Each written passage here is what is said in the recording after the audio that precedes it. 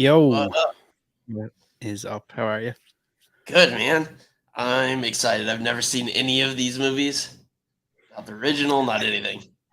You know what, right? And I feel like that might work in your advantage. Because I think you'll just because you like having fun with movies as well. I don't. I think you're going to be one of the people that can actually appreciate this for what it is. I mean, Yeah. I always say to people, uh, at the end of the day, it's a movie called Texas Chainsaw Massacre. So Yeah. you're literally going to get what you would expect. Right. That's why I'm not sure. Like, I seen a lot of hate online. I don't know if people were expecting some like crazy highbrow Yeah. kind of I've seen such like. mixed responses to this. Like it's piqued my interest because everyone either hates it's like it's the greatest follow up to the original and does it justice, and then the other 50% is like this is a travesty. Like how could they sully the good name of of the original? I mean, I feel like you're always going to get that as well. Though. You're always going to get like purists who, you can never beat the original or whatever. Which Yeah. maybe true, like, but I mean, it's That's the just whole an thing. Like when people have nostalgia wrapped up in something, like yeah, there's just nothing you can do about it. yeah, and it Especially can when be there's hard like to get people to differentiate. yeah, and especially when there's been like a lot of time in between movies, because then you have all like your head canon and everything you're like, oh, I want this is what I want to happen, and then of course it's not going to work out the way it is in your head, and then you're just immediately disappointed because you had these expectations, and it still Yep. might be good, but it's not what you thought you wanted. Mm-hmm. Like you see that with Yeah. like Star Wars fans all the time. It's just like, what do you want, man? It's not going to feel the same way as when you saw it when you were 12. It's just not. Yeah, and you're just never going to be able to. Yeah, it's one of those things, and I've probably been guilty of it as well. Like, and I've tried. I think recent enough in the last couple of years to try and remove myself from that mind frame. Yeah. We I mean, talked it's about hard this, I not think, to. several times that you build up these expectations or these things, and then it kind of doesn't pan out that way, and you're like, "Oh, that was terrible." Yeah. I mean, and it's hard doing like the show that we do because I know way too much about everything before I see it. So I Mhm. never go in blind like I'm going in now. Yeah, yeah, yeah. And I have so much more fun when I just don't know what's coming. I don't know anything. I Yeah. don't know all the rumors. I don't know all the behind the scenes, like all the leaks. I don't know anything. So I can't be disappointed. I can't be shown correct because I don't know anything. Um, so you've seen some of the stuff online, have you? Yeah, just About people talking about it. Twitter? Yeah, yeah. I Yeah. spend 23 hours of my day on that. You know what? I'm starting to try and be more active on Twitter, but I find myself I'm more of like I'm like a passerby than I feel like I am active, Yeah, which kind of Twitter's a annoys lot. me. Twitter's hard to like get followers. Like Instagram's a lot easier. It's also a much larger user base. Like it really annoys me that I'm like I don't know, I always see these people having like these crazy long interactions with people and conversations and I can never seem to get into any of them or start one. Twitter is like an awful place that I'm addicted to. It's it's unlike any other part of the any other social media. It's just kind of like you can tell who's new to it and who's been there for a while. Yeah, yeah. Everyone who's been there a while is like jaded and just like a nihilist. Anyone that's new comes in and they think it's like Instagram. They're putting like hashtags all over, and people will just tell you go fucking kill yourself. It There just is that. doesn't work the same way. It's so hard to get like 100 followers on Twitter is like the equivalent of like 5,000 on Instagram. What up, Keisha? What's going on? Hope you're feeling better. She Yeah, she was DJ'd a Blade Blood Rave last week, I think it was. I'm gonna need to know how that went.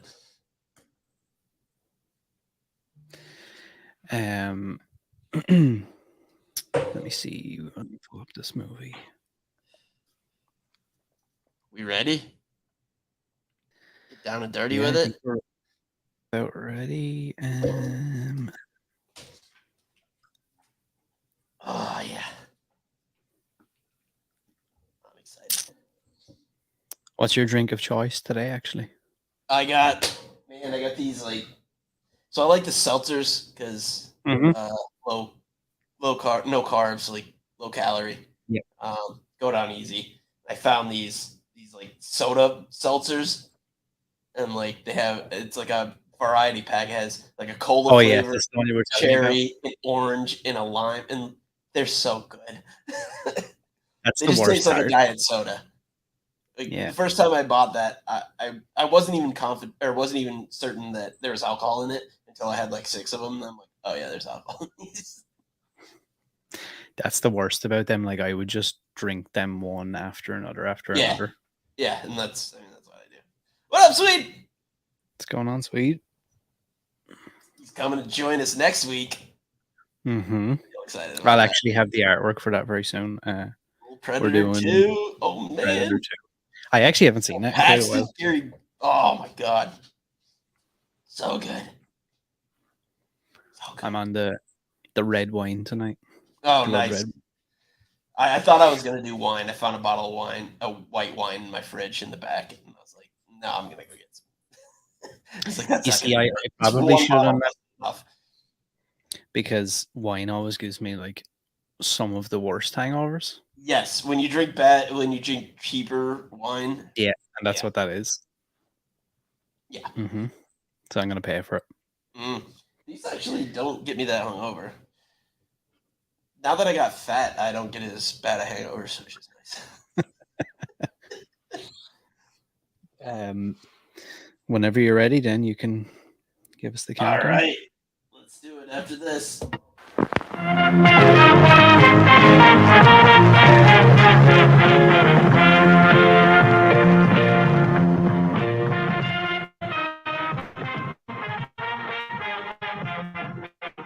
And now, our feature presentation. Boom. Let's go. So is this supposed to be like because I know they've made a bunch of these. Is this supposed to be like a sequel to the original? Yes, so it I ignores haven't all seen the that, so it other. doesn't really matter. But Yeah, it ignores all the rest of the movies in the franchise. they pulled like a Halloween. Basically, yeah. So, after nearly 50 years of hiding, Leatherface returns to terrorize a group of idealistic young friends who accidentally disrupt his carefully shielded world in a remote Texas town. Perfect. So, That basically just like the plot of the first one. yeah, it's just your basic setup. I like this. Yeah, yeah. Set the mood. Some Polaroids, dead armadillo. I've only seen clips of the original, and it just was like unsettling. Because I feel like a lot of the disturbing images were like very well lit Mm-hmm. rooms, and for some reason that freaks me out more than like being in the dark. I don't know why. There's just Yeah, something so yeah, unsettling about it. yeah. There's something kind of raw about that. I don't know what it is exactly, but I I think definitely it's agree with because in the light you're supposed to feel safe, and then you have this unimaginable terror that's happening in a place that's supposed to be safe. I don't know.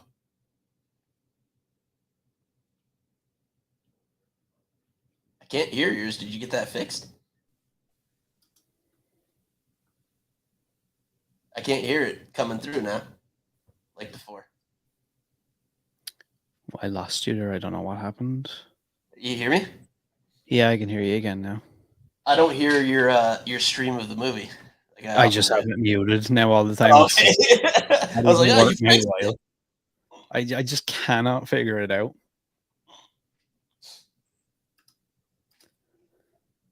Yeah, I always love those, like the little backstory thing. I feel like Texas Chainsaw were always quite good at doing that. Wasn't that one of those that it was like, this is like a true story kind of thing? Yeah, and Like one and of the first ones to do that. the guy who voiced that bit you just heard there Mm. is a guy called John Larroquette. He's the guy who done the original one back in 1973. John Lar. What's his name? John Larroquette. That's not the guy from Cliffhanger, is it? Potentially. I have no idea. John. Hold on. I have to look this up now. You might be right. I didn't hear his voice. I have it so low. John.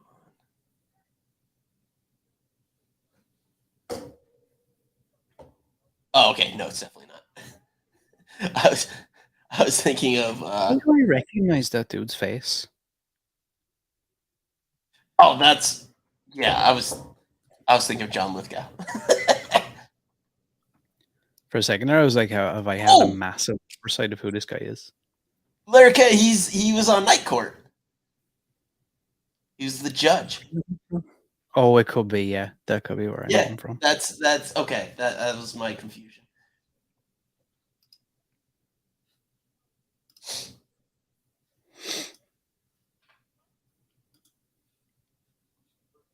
Can you hear it coming through on mine? No, it's fine. Okay, good. So that guy there, Mm-hmm.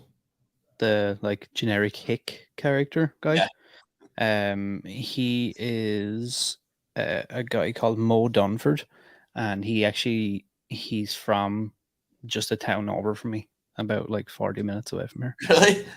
Yeah. That's funny. And also a spoiler, the actress who plays Sally Hardesty from the original, obviously she passed away in real life, so they had to recast Sally when she comes back in this one. And it's another Irish woman. Oh, Olwen. There's no chance I can pronounce Yeah. Yeah, I don't even try to. There's a bunch of accents going on there. Yeah. Way too many vowels. Keisha says Out of a 6-letter last name, only 2 consonants. Yeah, I can't.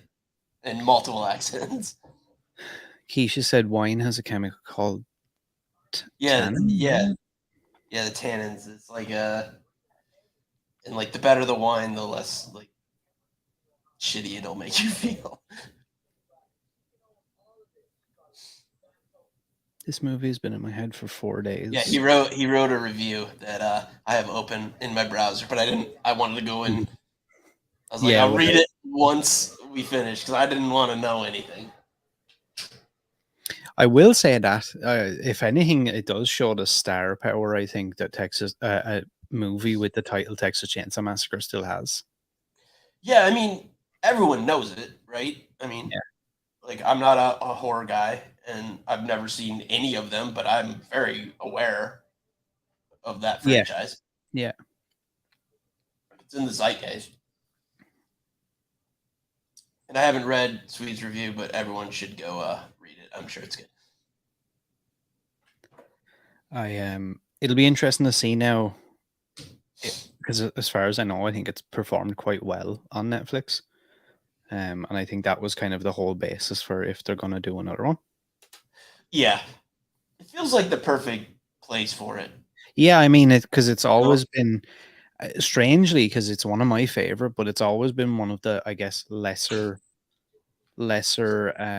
established horror icons or IPs or whatever. It's never been given, I don't think anyway, that huge. Yeah, it's almost more like a cult following. Yeah. It's weird because it doesn't have that like Halloween or like Freddy or whatever, but everyone does know it. And it's strange because obviously the whole Michael Bay 2003 remake, like that to me, I actually Michael consider Bay made it. Oh, dude. That's one we need to put on the list for like maybe. Oh, I have a soft spot for Michael Bay. Dude, the 2003 Texas Chainsaw Michael remake. Bay and Roland Emmerich are like my loves. They done a remake in 2003 or a reboot, whatever you want to call it. And in my opinion, it's better than the original. It's the best Texas Chainsaw movie there was. Well, that's the thing. I want Michael Bay to just do like not have control of everything. I just want him to make because he's great at making like things look cool. Mm-hmm. Like, just basically I want him to be the cinematographer, not the director. Like, let someone else be in Yeah. charge of a story and like pacing and everything, and just let him do his thing and make cool shit.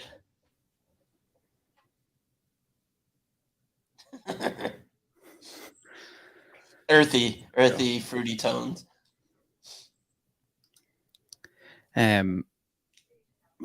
Another thing I've noticed as well over the last little while, like this movie was shot all in Bulgaria. Like this is a set built in Bulgaria Oh wow, during the pandemic, and apparently that's becoming like the go-to place. Well, at least for horror movies, anyway. that's interesting. Yeah, because apparently I they wonder have why like that is. an entire crew in whatever city or town this is in Bulgaria. They've got like an entire crew, lots of different locations, and I think the tax breaks are like. Well, yeah, I mean, you see like all the big movies now that are anything that's shot in the States are in like Atlanta because they have like crazy tax breaks and they have all sorts of things set up there. Swede says, as a history buff, I find it fascinating that so many horror movies are shot in Bulgaria. So much history there: Persian Empire, Alexander the Great, the Roman Empire, Bulgarian Empire. And this set they built, it's like an old west, like Main Street kind of looking. A lot of people were giving out about that it looked too much like a set. I mean, sort of, but I get more like Western vibes from it. And yeah, it doesn't feel real, but I kind of like it. Mm-hmm. Yeah. I don't know The only thing why. I will say is like the whole backstory for this is a little bit of a reach for me in a way, because the whole thing here is like that dude is supposed to be like a chef or something, and they're coming to like invest money in this like middle of nowhere town and like make it like the new like Like the hipster paradise, like New move from the Austin or city and something. like which I thought was a little bit of a reach to think that like these people who look like they're like 21 are Yeah. going to buy a town. I know you could probably buy it for I mean, if they got daddy's money. but they don't really like it. That's the thing I couldn't understand. They don't really establish any of these characters. It's like, here's people. One of the biggest complaints I read was about the basically the victims, I guess. That they were just Yeah. like, And to me, I feel like, I'm not saying it was done on purpose, but it feels like a lot of them are literally just here, and it's like, yeah, look, here's some like generic guy. He's gonna like buy this building and do a yeah, thing. He's getting killed in 10 minutes, so just don't worry about it. yeah. Which I'm fine with. I mean, Yeah, this I like, thought was a bit strange that they have the black dude going up to like do the whole Confederate flag thing. take that down. I mean, Yeah, I was that like, why tracks. are we why do we need to put that in there? Yeah, I don't know what. Yeah, I don't know. I mean, I it get makes like the sense, whole I get like but the whole Confederate flag thing, and it's like, oh, it's all Hicks and whatever, but maybe it's to like establish like an extra bit of uneasiness of like discomfort for that character, like feeling like he's not wanted and not supposed to be there. yeah, Keisha said it used to be Louisiana that had huge tax breaks. Like Shreveport and all that. It is Bulgaria, Romania, and Serbia. Those yeah, are all your favorite places, Aaron. hell. You do have some in Hungary as well, like Oh, Midsummer. what's Either what's us, Eli Roth's new movie? I didn't know anything about that. Yeah, and let us know. You're schooling me, Swede. I knew it was Shreveport. The only reason I know Shreveport is because I used to play Counter-Strike when I was like 14, and we played in the Shreveport server. Counter-Strike took away my life for quite some Yeah, time years. that was a lot more of my high school than I probably should admit. Mm-hmm. Like we used to take our computers over to someone's house and like play a LAN Like, party. I was literally just gonna say that, a LAN party. Like, I more than I care to admit. Those are those CRT monitors, not like Yeah, these flat screen. Counter-Strike. Like, These are like 1,000 pounds. for me, it used to be one of those things where like it got to the point where like reality was actually like I would pass on real life. Oh yeah, I was like, I gotta get on. Yeah, it's like or we're going to somebody's house or whatever. So I'm just gonna pass on all anything to do with reality. Yep, I love that game. Yep. I wonder what it would be like now if I went back now and tried to I play thought that. about that because it's still going, Yeah, and which like, is I've seen it like absolutely on TV with crazy. like esports, and like it looks pretty much the same, just different maps. Oh yeah, I forgot about that. Eli Roth is doing a Borderlands movie. Oh, off the video game? Yeah. That's interesting. And I think there's a couple of high profile actors in it as well. Nice.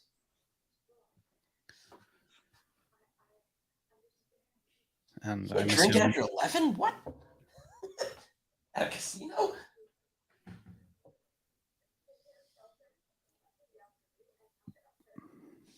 That's the funny thing about the states. Like every state has. I mean, it could like differ from counties, like liquor laws.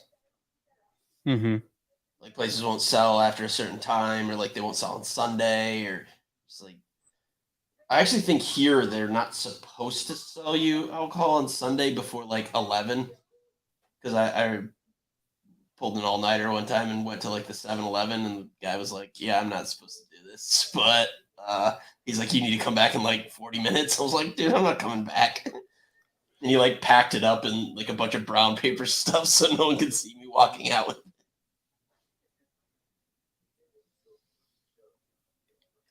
The bodegas don't care about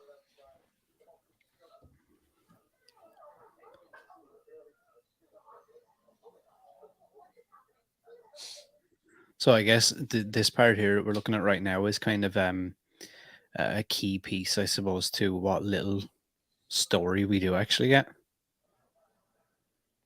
So they went into that orphanage. There's a woman there, and some dude she talks about upstairs, and they're telling her that they have the deeds to that building now, and she needs to get out. And she says that she still has them. She sorted it out with the bank.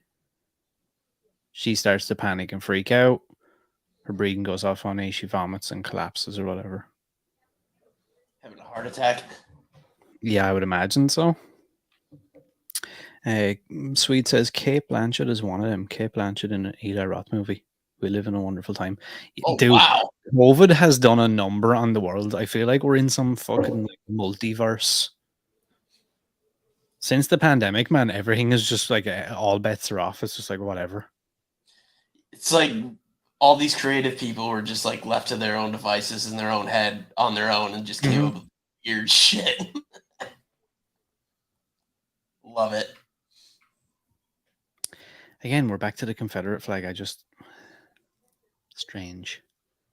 Here you have all your hipsters now, all your dickheads. Yeah.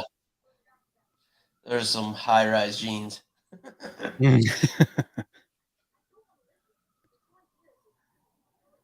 Also, any of these lead characters are just like, for me personally anyway, so unbearable.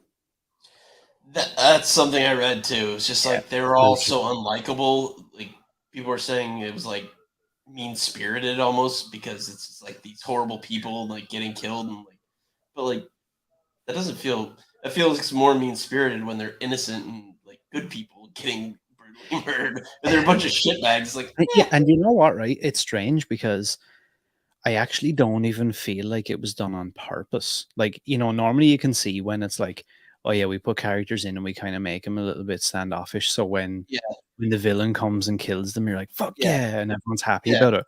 But like everybody in this movie that I think is supposed to be like innocent and like the one you're supposed to feel sorry for, all of them are just awful. Their characters and their dialogue is just like so bad. I mean, I watched T2 today, and like they make John Connor's foster parents like really shitty. So it's like murder them. It's like I also had a question. I mean, you don't just like get stuck with a foster kid. Like you have to like sign up and go through things. Yeah, I would imagine. What were they doing being foster parents? Because they clearly hate children. Strange, That's yeah. what I want to know. But yeah.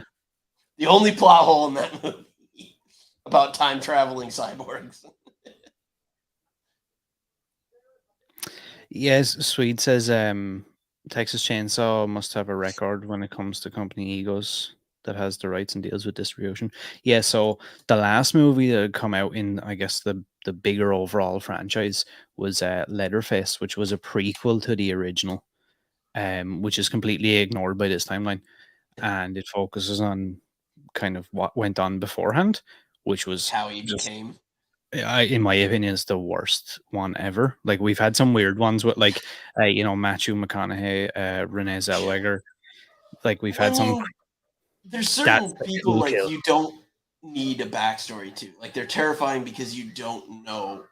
Like it's like why they don't give the Joker a backstory because he's scarier not knowing. That kill there with the snapped wrist was, I like that. That was pretty brutal. The bone poking out.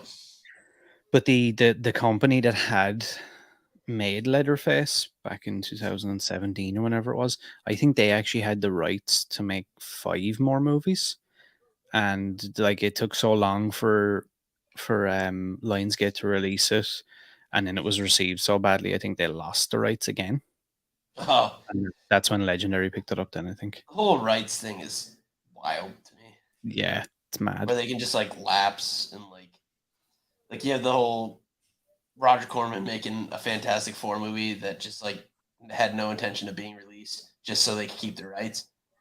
Strange, yeah, It's just like, what are we even yeah, doing? because haven't they changed it now where it when you do that, it also has to include an actual release? Well, I I'm mean, it nearly should sure. because Yeah, then because what are I'm we nearly doing? sure because that was something that happened with this. They had made the Leatherface movie back then, but whatever way the terms worked out, they didn't release it until X amount of time after it was finished. So that would have been included in the rights period. So they lost the rights because of that. It's so strange when companies just like lose rights to something they paid for. It baffles me. Also, another bit of backstory. Yeah, see the way he's looking at her chest there. Mm. So she's like, it showed it there at the start a little bit. So like a burn.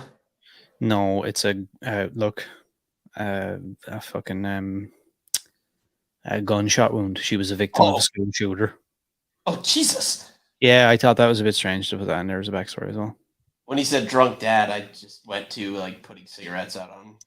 Yeah, I don't like just little things like that. I'm not really sure where you're kind of going. Like, Yeah, like to what end, kind of thing. yeah, like because it's like I could understand if you're looking for some sort of like backstory to explain why they're against guns or whatever, but I just hate sometimes when, like, especially a movie like this, that, and this is nothing against anybody who made this film because I actually really enjoy it, but it's a Texas Chainsaw Massacre movie, so we want to see just that. I don't really need you to be reaching into any sort of politics or like gun laws or anything. Yeah, Let's yeah. just To have your Texas Chainsaw Massacre is not doesn't need a to say something. film. Yeah, Yeah. Sometimes it's just a man with a chainsaw killing people. and that's completely fine. Like Yeah. Not it. You're right. Not everything has to say something. I mean, many things should, but I oh yeah, mean, yeah. not everything has to. And it's almost to the detriment when you like shoehorn it in. See, that's when it doesn't feel natural When it's and it's organic, like yeah. it's part of the plot and like moves the story along. But if you're just throwing it in, it's almost like pandering. Yeah, and I find it really hard You as well know, to sprinkle it's like kind of serious. gross. Yeah, like I find it hard to sprinkle serious matters like that into an 80-minute movie. Like if you've got Yeah, this because there's no huge time to develop these things. yeah, yeah. If you've got a huge expanded universe and you put stuff like that in, and like you said, you flesh it out and it's actually got something to say. Yeah, but yeah, when it's not and it's just thrown and sprinkled on there, it feels like pandering. Like the most recent Star Wars movie that like Rise of Skywalker, where they had like 2 women kiss. It was just like that Yeah. reeked of like the corporate suits being like, "Look at us, we're progressive. Like, look what we did. We just threw that in there." Like, And that's something I actually got a lot of shit for making a joke about this a couple of years back. And well, it wasn't even so much a joke; it was an observation I made about. It's become the thing now. It's like, okay, you've got these checklists. Okay, we need to include, an Asian guy, a black guy, a this guy, a that guy. Okay, we've got to include gay people. Ooh, we've got right. to include lesbians. Now There's we've a got to way make to do it character. organically, Yeah. have Now we've got representation, to make either the but there's hero a or the wrong villain. way where it's just like, Yeah, here's everything. We did it. We're good. And it's like, no, and that's so that's disingenuous, and it's not what is actually needed. Like, and that's when I don't like it. And it's like you said, I think when you watch as many movies and consume as much content as we do, you start to notice them things a lot more. Like I yeah, hate you when can tell when it's bullshit and just them thinking they're like placating people, and like they're like, oh, these piggies are just gonna eat up the slop. We did the yeah, thing. yeah. And it's like, okay, we have Instead of actually having a real character that is this, that, or a minority, or what have you, that's fleshed out and like has some substance to them, which is what they yeah, should like be doing. you've got the what the next installment of this current Halloween trilogy is finished after Halloween ends, and it's just like that kind of thing where they sit back and go, right, okay, what's the next thing we could do? What we could do, we could Yeah, make Michael Myers a woman. And yeah, it's that like, and it's that's not the that I'm laziest against thing that. ever when you just go Yeah, gender swap. Like, I'm not against that or anything, but I just when no, it's not at used all. But when trashing. it's rooted in that, you can feel when it's just that corporate, like, oh, Yeah, we're gonna do this, and that's that we'll show them we're progressive. It's like, no, yeah, you're not. You're being, you suck. You're creatively it's bankrupt. Like, there's a way interesting. to include people that's not that. I'm also going to go out on a limb as well and say, now I do like most of the Texas Chainsaw masks, but a lot of people gave this one shit. I actually don't mind this one, especially when it gets covered in blood later on in the movie. It's actually quite interesting, and there's an interesting story. I'll bring it up later on, but I was listening to a podcast with the director. There's actually an interesting backstory on why they designed the mask the way they did. I mean, I'd like to see it on his actual face, but I liked the way it looked holding it up. I mean, it's like skin like. Reminded me of like House of Thousand Corpses when he put the cop's Hmm. face on it.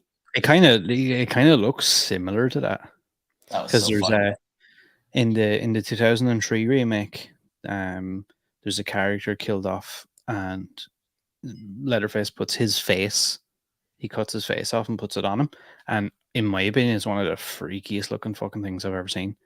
And this mask kind of reminds me of that. In the chat, that was said better than I was able to. So thank you. I was thinking that, I was attempting to articulate it, and yeah, I because I was wasn't. like, that's exactly what I was trying to say, but I said it in some weird Yeah, roundabout like thing that made no yeah. sense. So thank you all.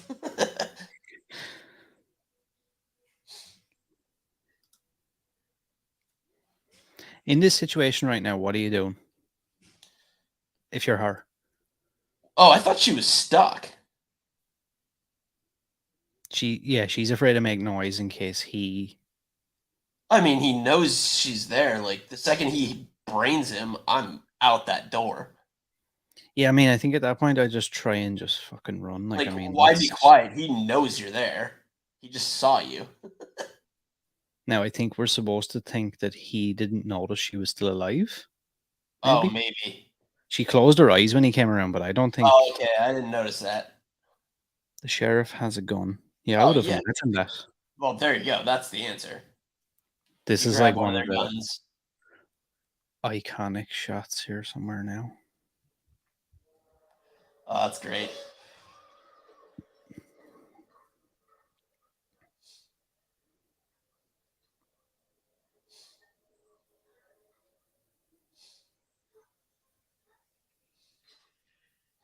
I'm poking that dude square in the eyes. That's my move. He might stab me, but I'm taking one of his eyes.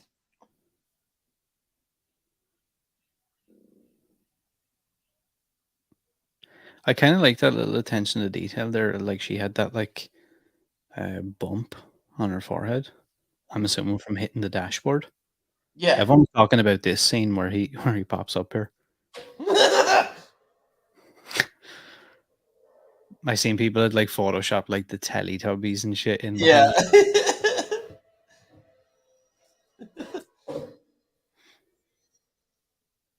I also seen a lot of people saying that it didn't have a Texas feel at all. Well, what's Keisha say? Is this Texas? And I kind of get what they're saying. I mean, And I haven't spent a lot of time in Texas. I've we been to definitely Austin a number of times, but that's not really Texas. now that you mentioned or we got on that conversation earlier, I really want to watch the 2003 remake at some point. Will you? Oh yeah, I didn't know that existed. That's Yeah. fucking insane. That like I love things that shouldn't exist. Michael Bay doing something like this that should not exist. Yeah. So I am 1,000,000,000% in. And it was one of those things where I was like, I am actually really surprised that I liked this as much as I did. Because, like you said, I was kind of like, this shouldn't even be a thing. Yeah, I mean, oh man, there's rumors that Michael Bay is gonna do like a Western remake of The Raid, and I just want to punch myself in the face. I hope that doesn't happen. That's an interesting one. Don't remake that. It's amazing. Certain things don't need to be remade. We can read subtitles.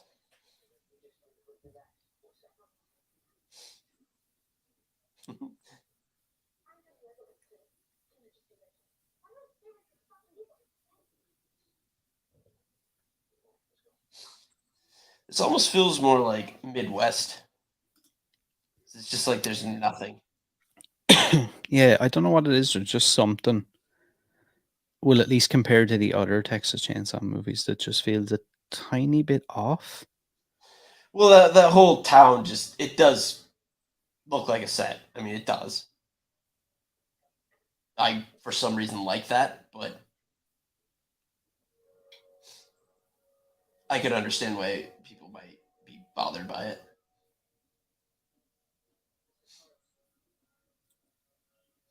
It just looks like one of those like Western sets that uh the Once Upon a Time in Hollywood Leonardo DiCaprio's character would have like starred on.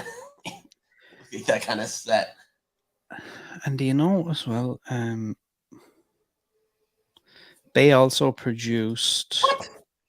I didn't know he uh, did anything horror related. That's yeah, he did because that Marcus Nispel guy, I'm actually a big fan of him because he's done a couple of movies that I would consider like in my favorites to watch. I mean, I have a love-hate relationship with Michael Bay. I love him, but I think he's awful. And you It's know like the what's same way I feel about Roland Emmerich. and you know what's also crazy as well? A lot of people regard that Texas Chainsaw as the best one, either the best one after the original or better than the original. And a lot of people regard that 2009 Friday the 13th movie as one of the better ones in that entire franchise as well. That Friday the 13th franchise is so wild to me because like the original just had nothing to do with a hockey mask or Jason. How that took off like that. Yeah, and then it just became this beast. Yep. Like he didn't even get the hockey mask till like end of the second, maybe third or something, right? Mhm. It's fucking Yep. crazy. Because I mean, the first one, it's Pamela Oh, Voorhees is the killer. yeah. The second one, he has like a sack on his head. Yeah. Oh, I That's probably love my Jason X. least. Jason X is I Yeah. love it so much. So ridiculous. Yeah, but it knows it. Yeah. And as long as you know you're putting out schlock, like Yeah, I'm fine as with long that. as you're aware of it and you're not like, yeah, this is high art. They're very in on it. It's like why I like the Fast and the Furious movies. Like they know what they're doing.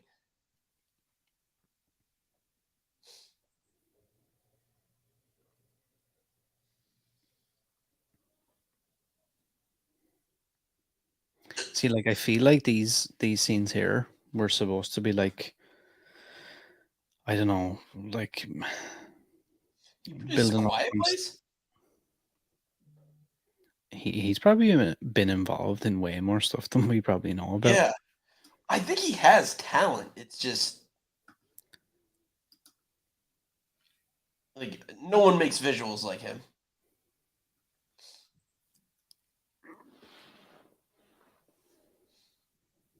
I mean, he's made some movies that I absolutely love.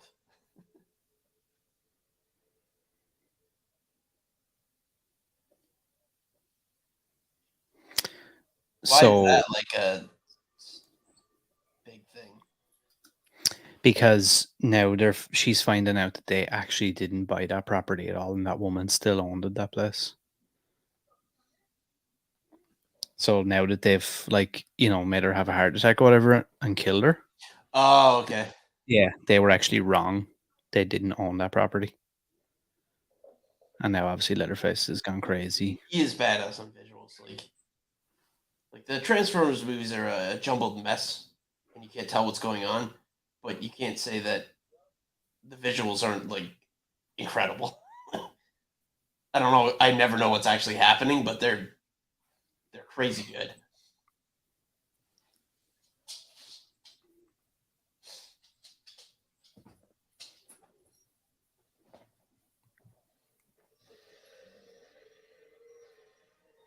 Oh, the mask's pretty good. Yeah, when it gets covered in Oh, blood, Cleaver. I love the swinging door. that's I like that. Yeah, That's it's a great cool. because you Yeah, just it's a see cool like little the. touch. It's almost like a strobe light kind of effect.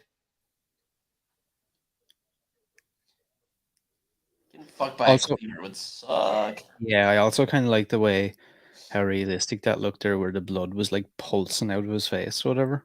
Yeah.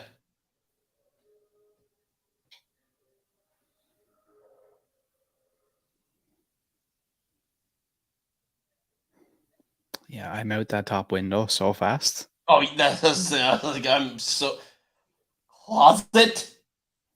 You Yeah. deserve whatever happens to you. Nope. Yeah, I am jumping out that window. Mm-hmm. I'm Carl Lewis out that window. So, yeah. So on the topic of Michael Bay, right? This is and how I forgot this, I do not know, right? Because so here are the movies that he produced from 2003.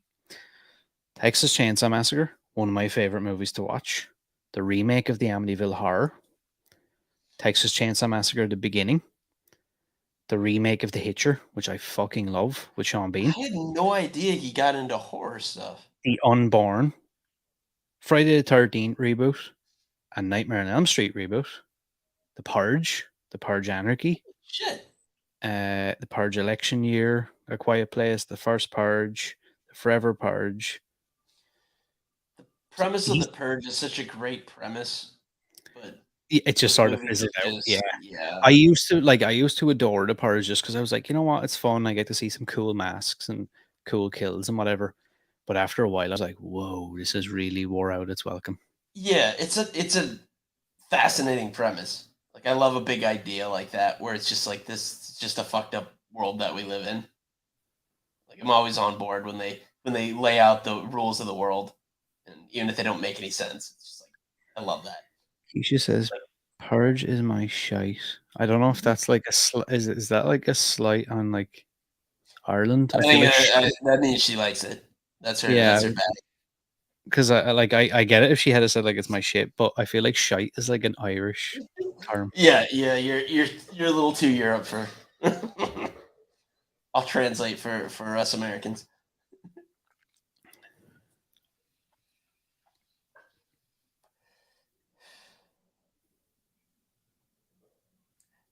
Wasn't Ethan Hawke in the first Purge? Yeah, he surely was. He was apparently I like him. like a big piece of that actually all coming together. He works very closely with Blumhouse, I think, on a lot of stuff. Oh, really? I like Yeah, him. because he was the lead in their movie Sinister as well, I think, which is a really good horror movie. Much they make fun of Michael Bay, he does know shit. Yeah, I will say that he he seems to every now and again be able to put his finger on the pulse and is involved with things that seem to do I really mean, well. that man made Armageddon, like one of Yep. the most fun movies of all time. What else did he make? He made The Rock, yeah. Oh my god, The Rock is so good. Bad Boys. Yeah. Like he's got he's he, Do you know what else I liked that he done? It was absolute garbage, like, but um, I watched it a couple of times and I don't really know why. Because every time I'm like, oh god, this is awful. you're gonna Pain, say Pearl Harbor? Oh, Pain and Gain. Pain and Gain. I'm like, I I don't hate Pearl even. Harbor with like every fiber of my being. That has so many negative reviews, man. That movie makes me angry. Swede says Michael Bay was a 16-year-old PA and he told Steven Spielberg that he should do a scene different in the first Indiana Jones. Yeah, that's exactly in my head how Michael Bay is. Like Yeah. I feel like Michael Bay thinks he's like I feel like people like Michael Bay and Roland Emmerich, they think they're like Spielberg or like these Hmm. like they're like real serious and they think they're doing like amazing things, but the, and they are, but not in the way that they think they are. If that makes sense. I love Armageddon.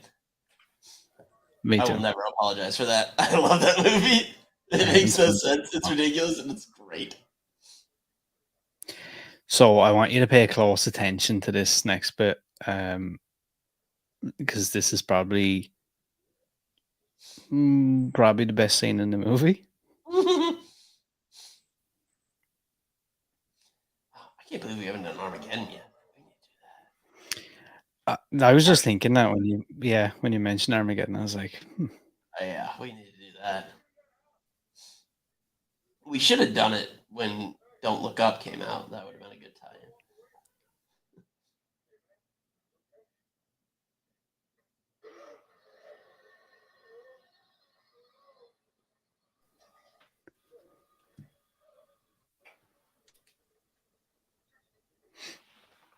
What the fuck?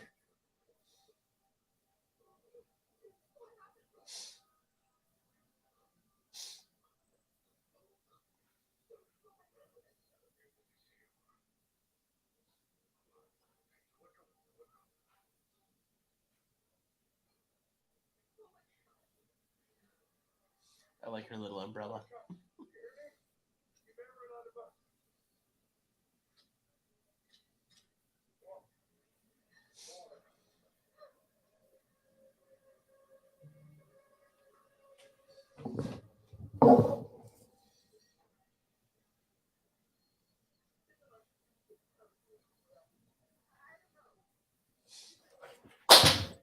What the fuck?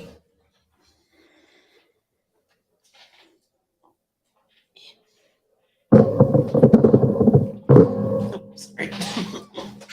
it's all good. Cramp space here. See, I always wonder with this, right? And look, I get it. Like, it's obviously for the sake of the movie, but like, you have these dudes and they've got guns and stuff, and I just feel like that I wouldn't ever put myself in a position to not kill somebody with the gun. Yeah, you When don't I know, want close quarters. yeah, like he just came across a With a dude with, ranged weapon. You yeah, want to fight that guy on the street like, in that main yeah, street. like why do I need to go Distance. in there for a start? Yeah, I'm not fucking going in there. Like that, the dude came out of there with his face literally nearly cut in half. Yeah, I'm putting my back up against the wall and my Mhm. gun up and just waiting for him to walk into my kill box.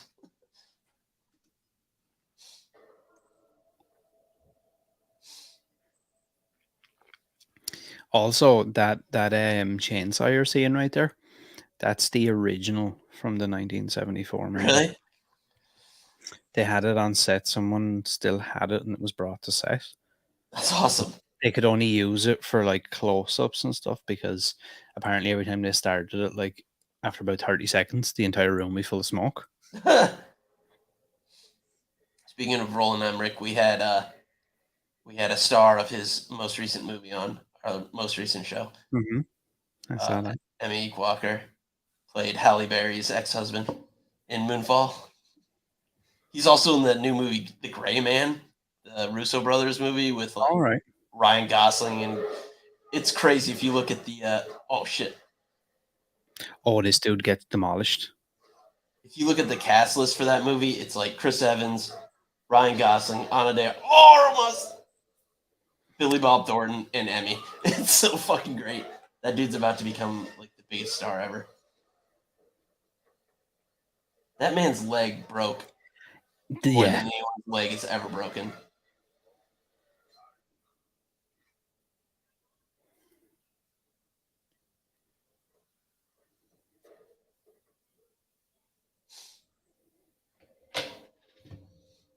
I feel like that's a pretty that reaction he had as well to his throat being slashed there is a pretty accurate reaction. The way he kind of like wipes it and goes, like, "What the fuck?" Yeah, it's just like stunned. Oof.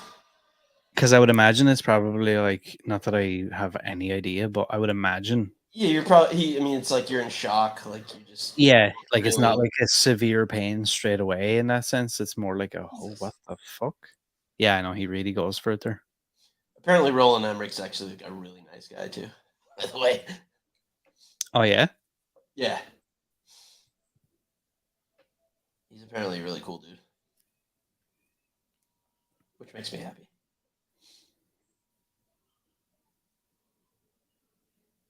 yeah. You do need to listen to the interview, Swede.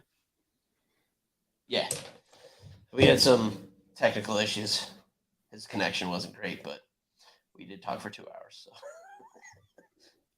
he was like, I got 30 minutes. And then we ended up talking for 2 hours. Yeah, that's Every time we're like, you need to go. He's like, nah, let's keep going.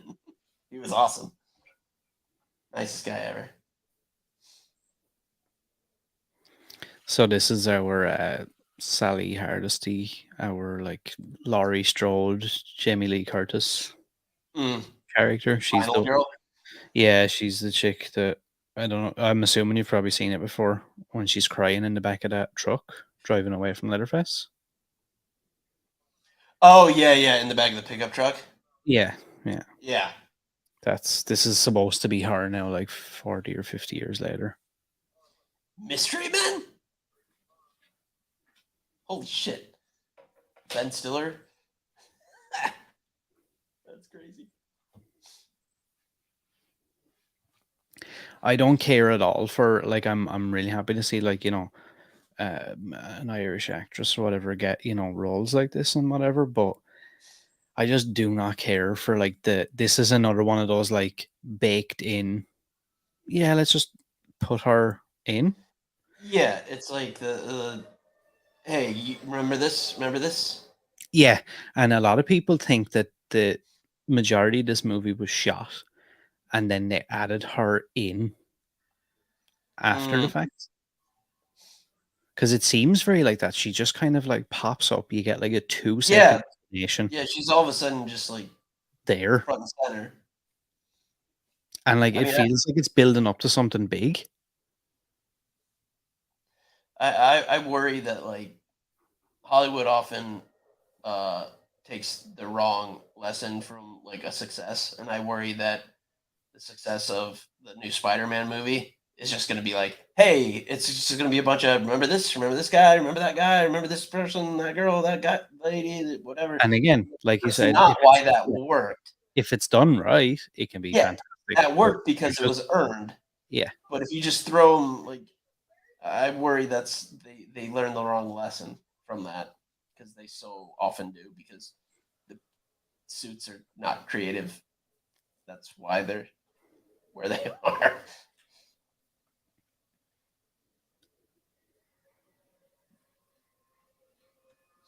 Another good observation there from Swede. Yeah, I feel like he's been, maybe I'm wrong, but I feel like he might be like semi-funding his own movies. I don't know if that's true.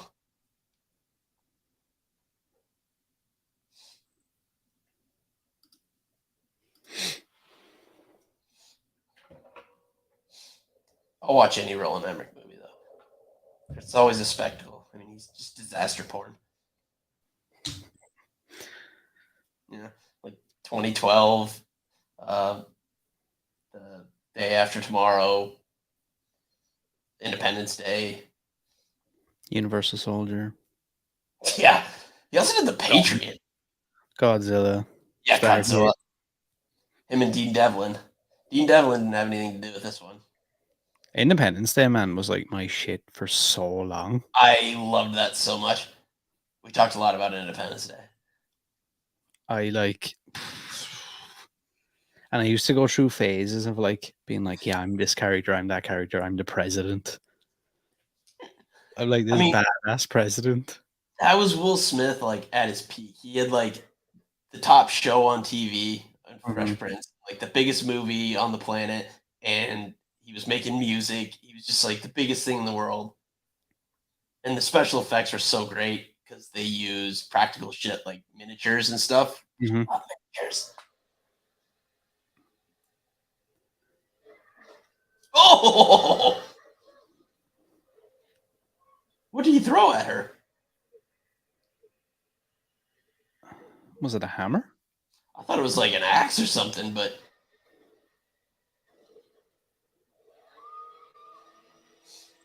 getting killed by a chainsaw would be horrible. Yeah, and I feel like those final seconds would just be so much worse. Yeah, because it wouldn't be quick. It's not like a samurai sword or like a lightsaber that just like cuts through you like butter.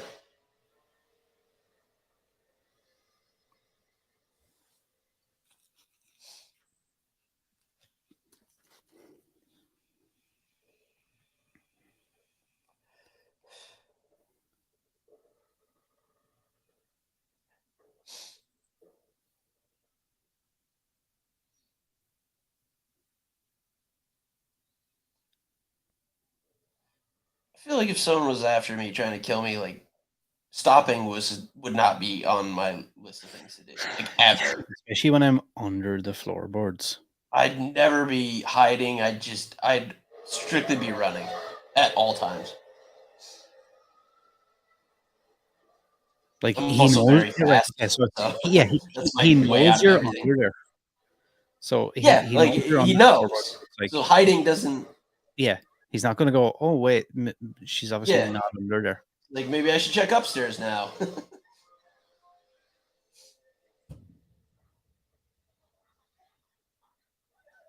We did Universal Soldier. I think I didn't like that. I think that movie made me angry. I may have gotten really drunk when we recorded that one. I got angry. There was another. Growing up and stuff, I was a huge Van Damme fan. Yeah, And I love him mean too. like fucking like huge Van Damme fan. Like he was probably my favorite action star ever. Really? Yeah.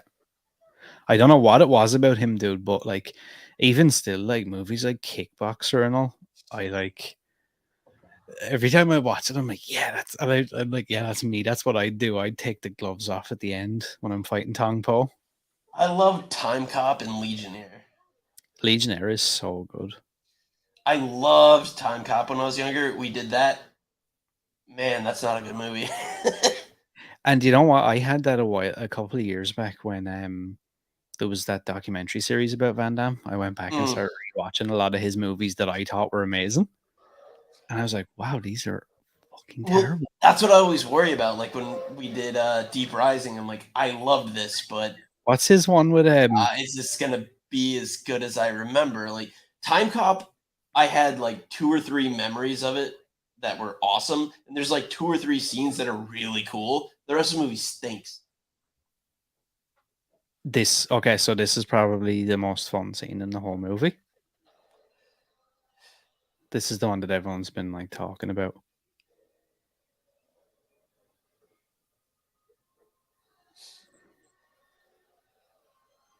I want to get your reaction actually to what this dude says in a second.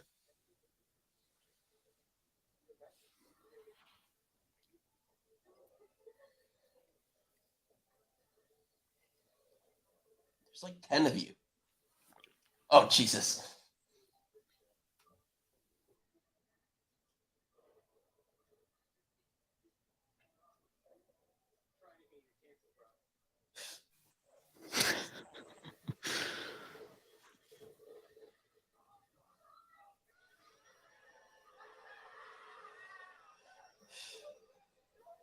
I mean, that's just like ridiculous that you'd be when someone Yeah. has a chainsaw like 2 feet away from you.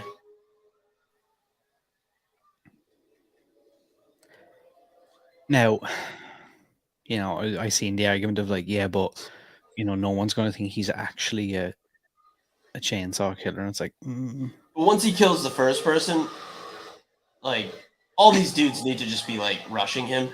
yeah, just jump Stop on. them all. Like if you're just gonna like keep going to the back while he mows you all down, like you gotta do something.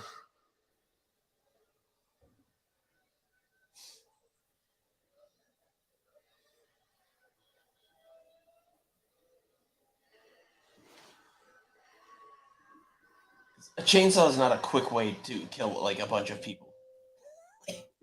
Yeah, it was also something that really fascinated me for anybody who's used a chainsaw, how easily they can be stopped. Yeah. They come up against any sort of friction. Zack Snyder's Dawn of the Dead is his best movie. It's so good.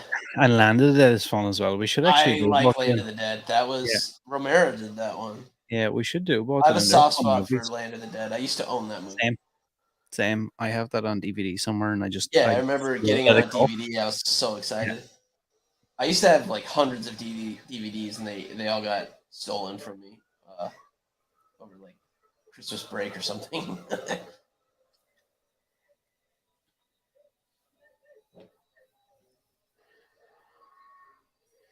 Well, not all of them.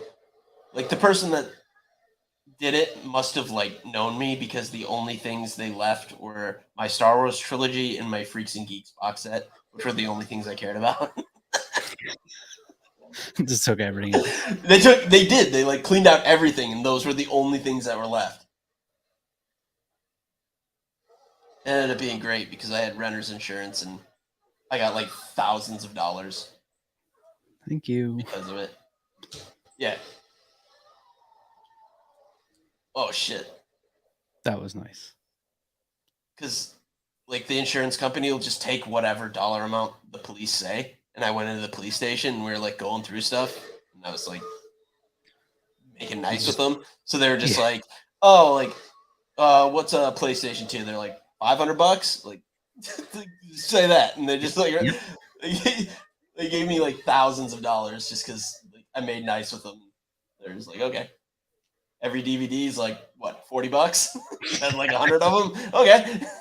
I was like, fuck yeah.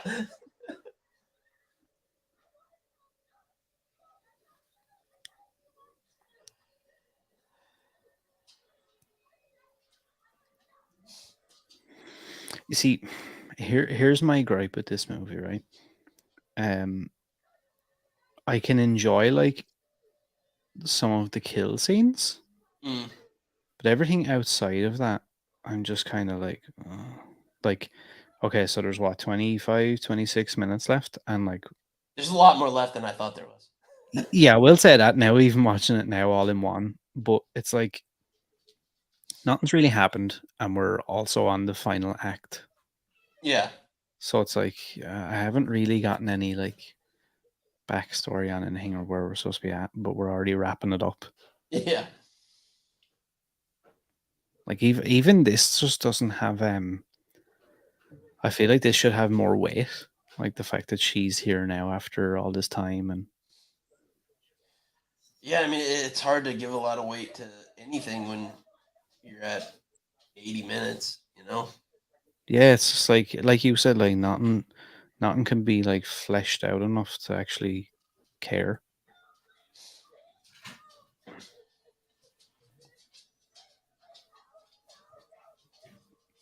Hey, you get a drink? I'll be right back. Uh-huh.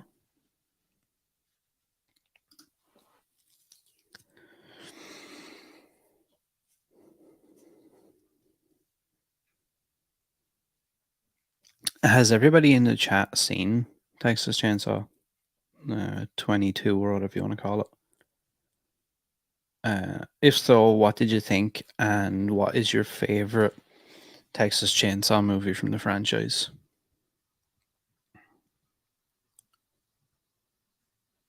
Yeah, I don't know. Just this for me, just doesn't have any sort of appeal. I like the idea of Sally coming back, but ugh.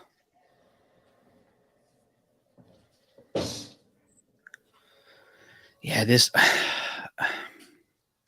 like I do enjoy this movie just for like I feel like this will be a movie you can just stick on and like there's some fun kills and like whatever. You get to see a different version of Leatherface. But the unfortunate part for me, someone who's a fan of Texas Chainsaw, and like I feel like there's a lot of lore and like backstory to be had there.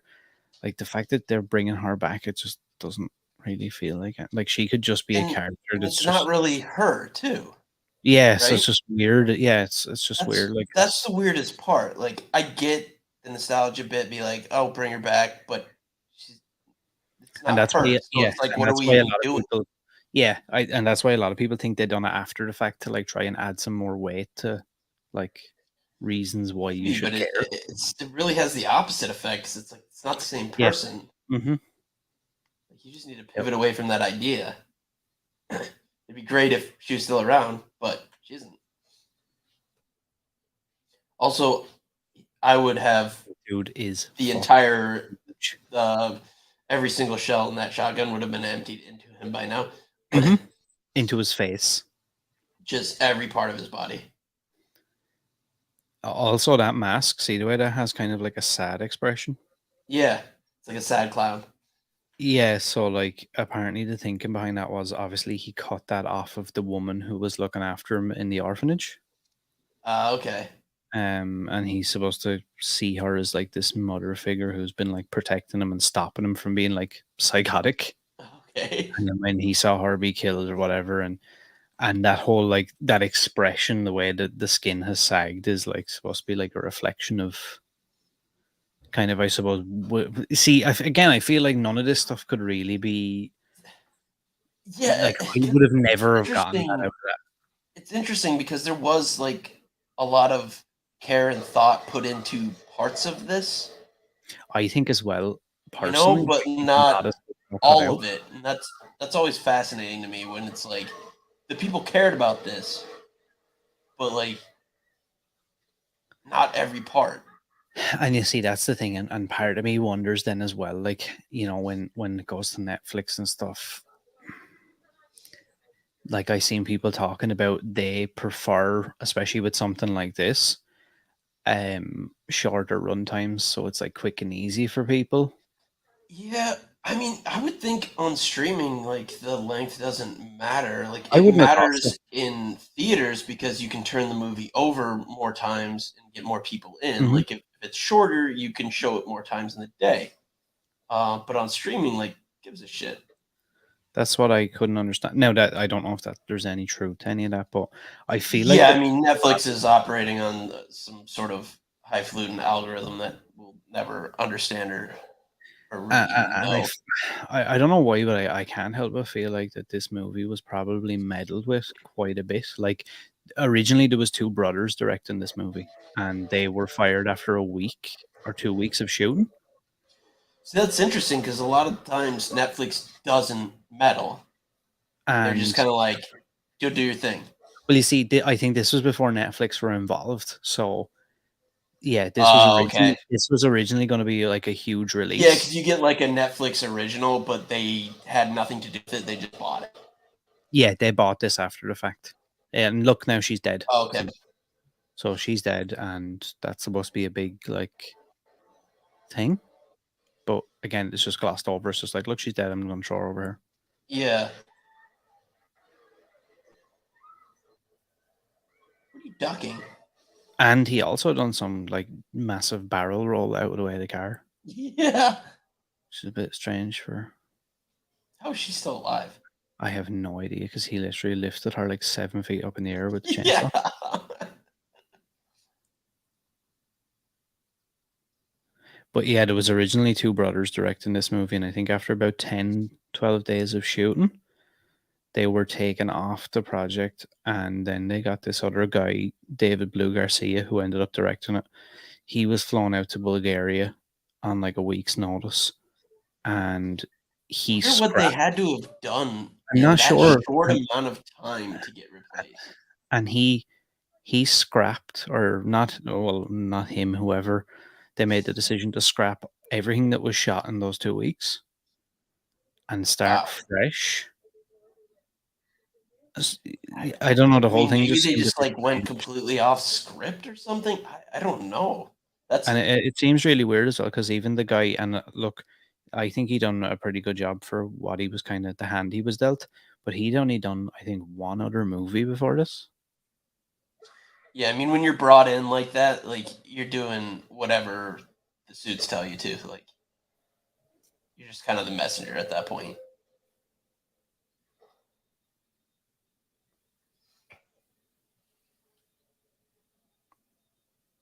Again, I feel like, given the chance, there could be a lot of little things added into this movie, or that were removed, that could have given us more context to a lot of. Yeah. 'Cause there were a number of scenes that's just like there was no payoff. It was just like, okay. Yeah, it's like there, and then it just like cuts to something else, and you're like, Yeah, and there's just it never is brought up again.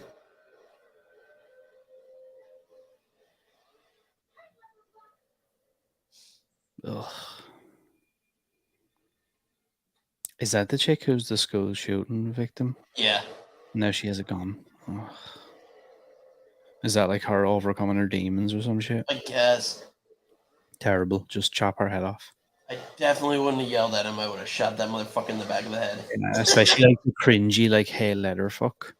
Yeah, that's Ugh. it's no good. Just kill her. Oh yeah, look at this. She's like some sort of like RoboCop character. Yeah. She's John McClane.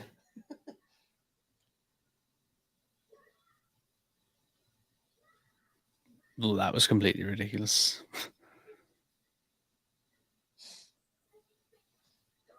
There's just a lot of weird choices in this. Yep. Hmm. And a lot of them that I feel weren't made by probably people who were involved, Yeah. actually day to day. It feels creatively bankrupt.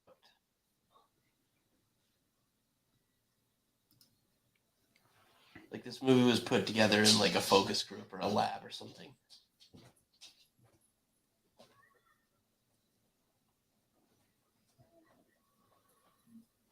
Yeah, so apparently the original two guys were replaced due to creative differences. But I don't think that was That's ever so expanded on. fast though. Like Hmm. it's like a week and a half. That's crazy.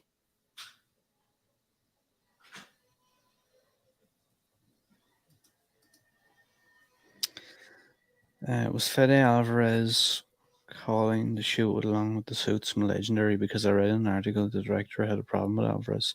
Really? I thought that, because I've actually been in contact with him, the director of this movie. I thought him and Alvarez were quite on the same page. But from what he seemed to say, that he didn't have that much involvement, really. It was all kind of laid out for them, and like, here's what we're doing, here's what we're going for. Because originally, I think they wanted Leatherface to cut that woman's face off and wear it, and then he was going to strip and he was going to put her dress on. See, that would have been something. Yeah. I don't know if it would have been good, but it would have been something. Yeah, because I think that was like, I guess, a throwback to in the old Texas Chainsaw, like the pretty lady or the pretty woman thing, where he puts the mask on and then he puts makeup and shit on it. Oh. Interesting.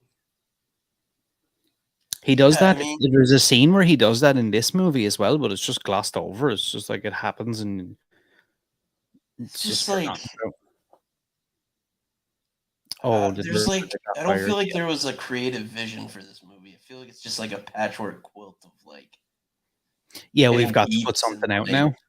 Yeah, it's just kind of a zero for me. Yeah, it is very strange. Like, I don't know.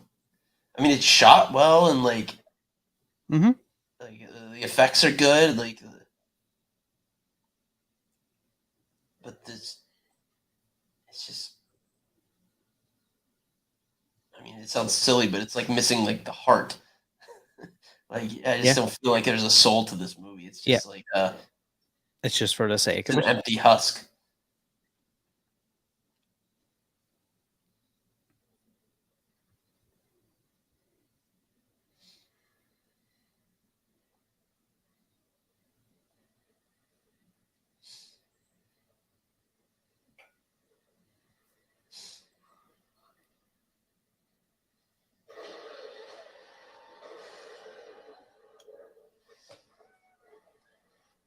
I mean, I always prefer like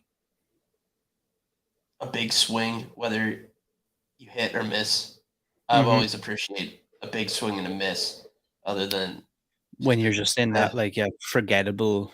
yeah, just like all right. I mean, it was fine, but So, principal photography commenced on August 17th, 2020 in Bulgaria. However, after being unimpressed with the dailies and what was filmed, the studio decided to fire the directors. David Blue Garcia was hired to replace them. The footage shot by the two brothers would not be used, with Garcia starting over the production the following week.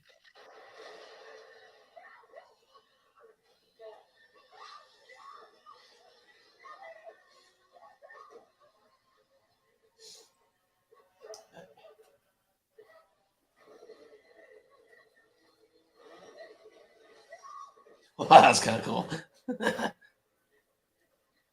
I don't think that's how chainsaws work though. Like if you're not holding it down, like it doesn't. It's like a lawnmower. Like if you're not holding it down, it's not gonna keep going.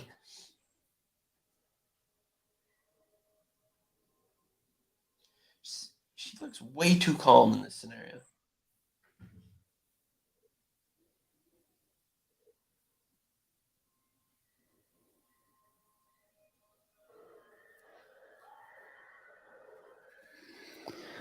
There's so many like this shit. Yeah,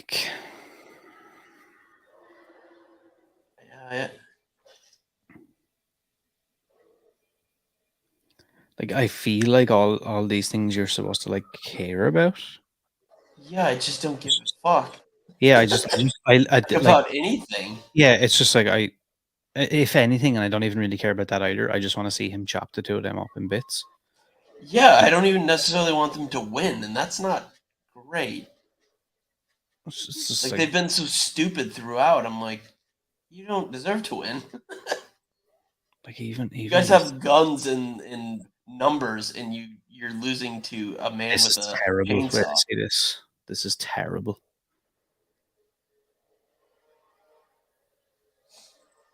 Like this is just like to me that just insults the whole like character of Leatherface and that whole like that's just not for me. Yeah, I mean, I have no background or baggage on anything, but that wasn't satisfying. That was terrible. I just and Like, I'm 'cause never all of a really sudden like she's like a badass when yeah. they're both like That's what I don't like. little like field mice, and then all of a sudden she's Ellen Ripley. And yeah, and the thing I don't like about it was, you know, there's no if it's fleshed out and there's progression and you can kind of see how we got from point A to point Right. B. There's a Yeah, way to do that where but she yeah, gets but it's stronger literally like throughout and scared at first, but then like you know becomes that. we're looking at this and it's like 20 minutes ago she was literally shit scared of everything, school shooting victims and like afraid of everything. Now Yeah, they're and like like not be shooting able to guns move and and like like and then all of you a know sudden she has like a crazy action movie kill yeah, shot. like she's like shooting a shotgun while the other sister is using a chainsaw and it's like what?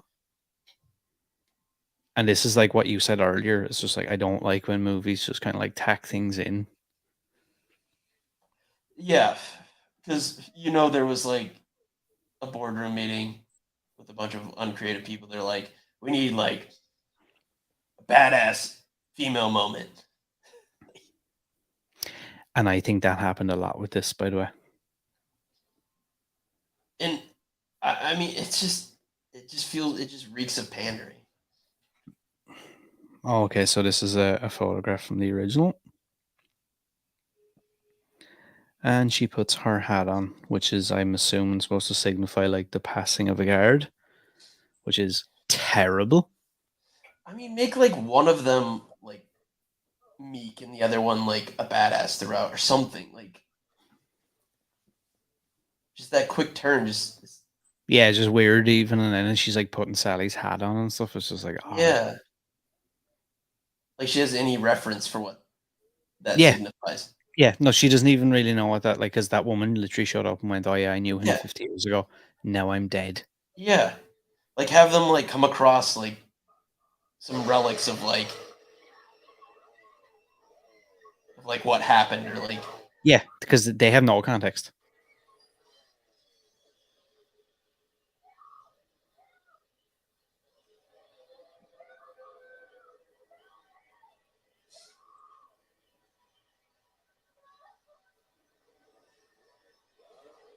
Ooh, again, don't know how sold I am on the fact that he done the same actions as the original at the very end. That like swinging the chainsaw thing. I Mm, didn't like that. it's a It just strange one. kind of rubbed me the wrong way. There's a post credit scene as well in a second, I think. Oh great.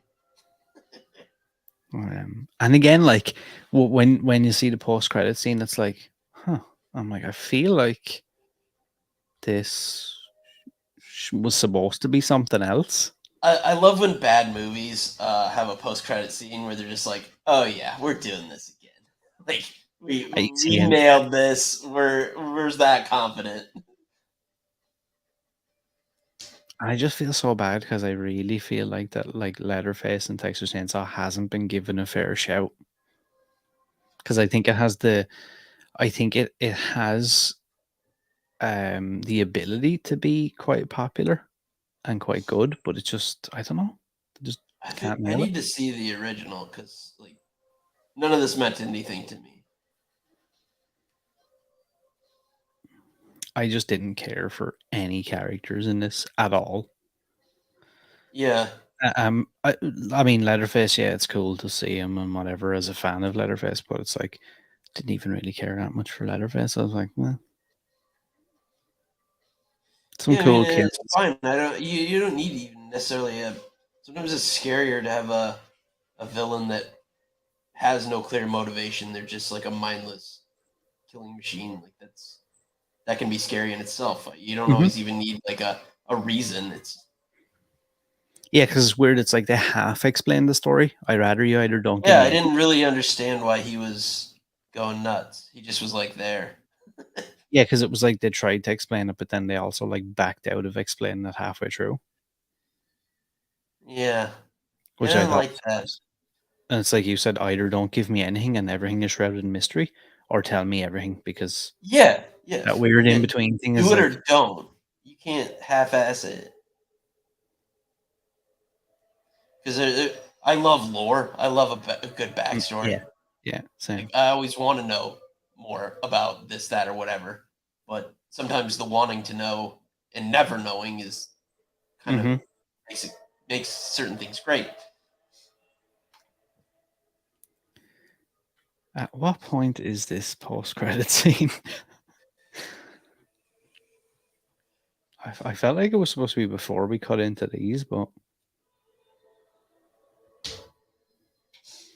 I'm baffled by like the amount of people who are like, "This was amazing." This is not a good like I really outside want of to. being a Texas Chainsaw franchise part of the franchise. It's just not a good movie. Hmm.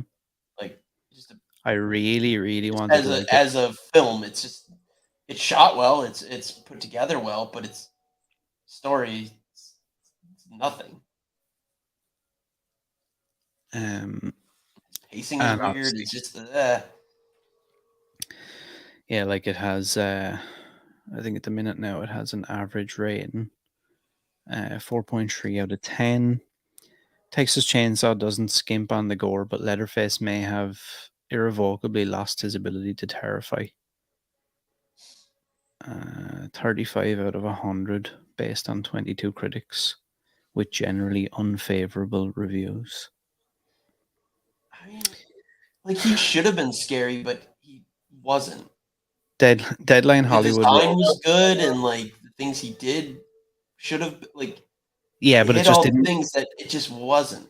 Yeah, yeah. I found that is just something I don't know how to. Deadline Hollywood wrote, the real horror here is the modernizing of the content by merging social media, social issues, and Twitter buzzwords in a careless fashion that makes it hard to latch on to anything substantial. Yeah, I mean, that's funny that that's their like core issue with it. Like that's like that is an issue, but that was like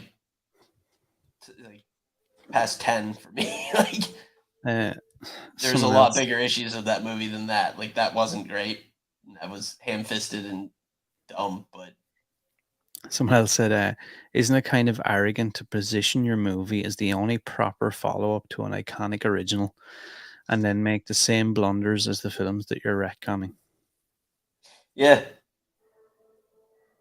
Yeah, because if you're gonna be like, this is the spiritual sequel, this is the one, like you gotta do it right. Variety called the film a blood-soaked but unscary footnote. Yeah, there's nothing scary about that movie.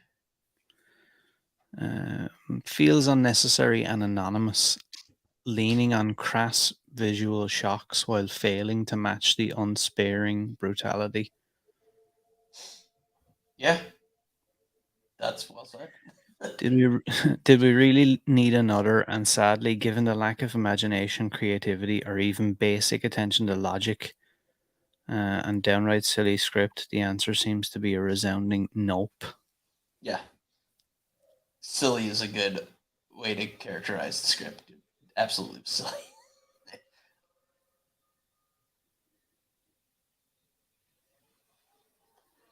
And then you see you have the flip side, and I think that's what you were talking about before. You've got the flip side here, like the Hollywood Reporter and a couple of others that say Garcia clearly knows that this is the film's ultra-violent slasher centerpiece, and he absolutely delivers on that promise.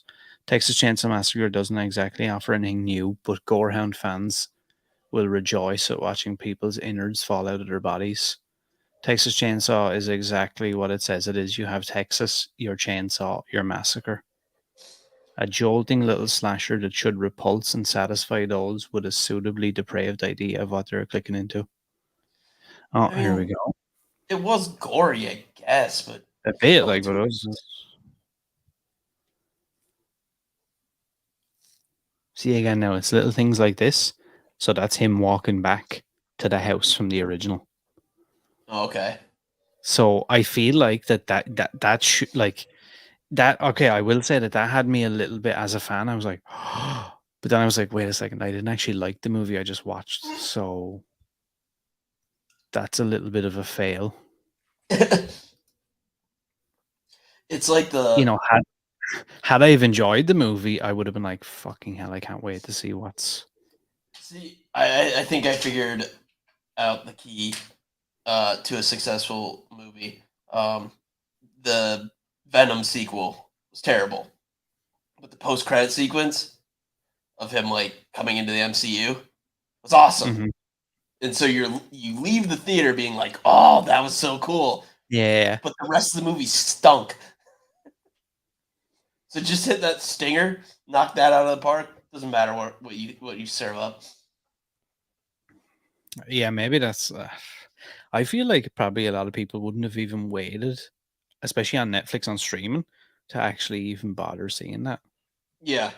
Every time I go watch a movie in the theaters, once it ends, I quickly Google post credit scene. Do I need to Yeah, see? just to like, yeah, whatever. And on streaming, because it won't go to like the credit, it'll go to the next, you know, Hmm. whatever you want to watch next. If it doesn't do that, that means there's something more. So, out of 10, what are we giving that? I mean, three and a Not, half, not much. 3.5. Like, I mean, if like you're into that, like that's not this isn't my genre to begin with, so I feel like if you're into like a gore fest, there's some stuff you probably liked, but that's not my thing.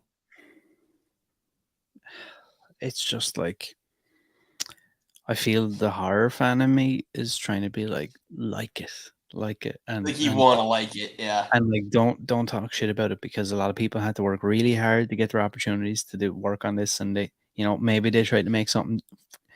I look, I can't speak for anybody else, and I don't know because obviously I wasn't involved. But from some of the things I've seen and heard, it does seem like that it was tampered with a lot, and I think a yeah. lot of it came from what you alluded to with other movies, where it's like, yeah, look, we need a badass female scene.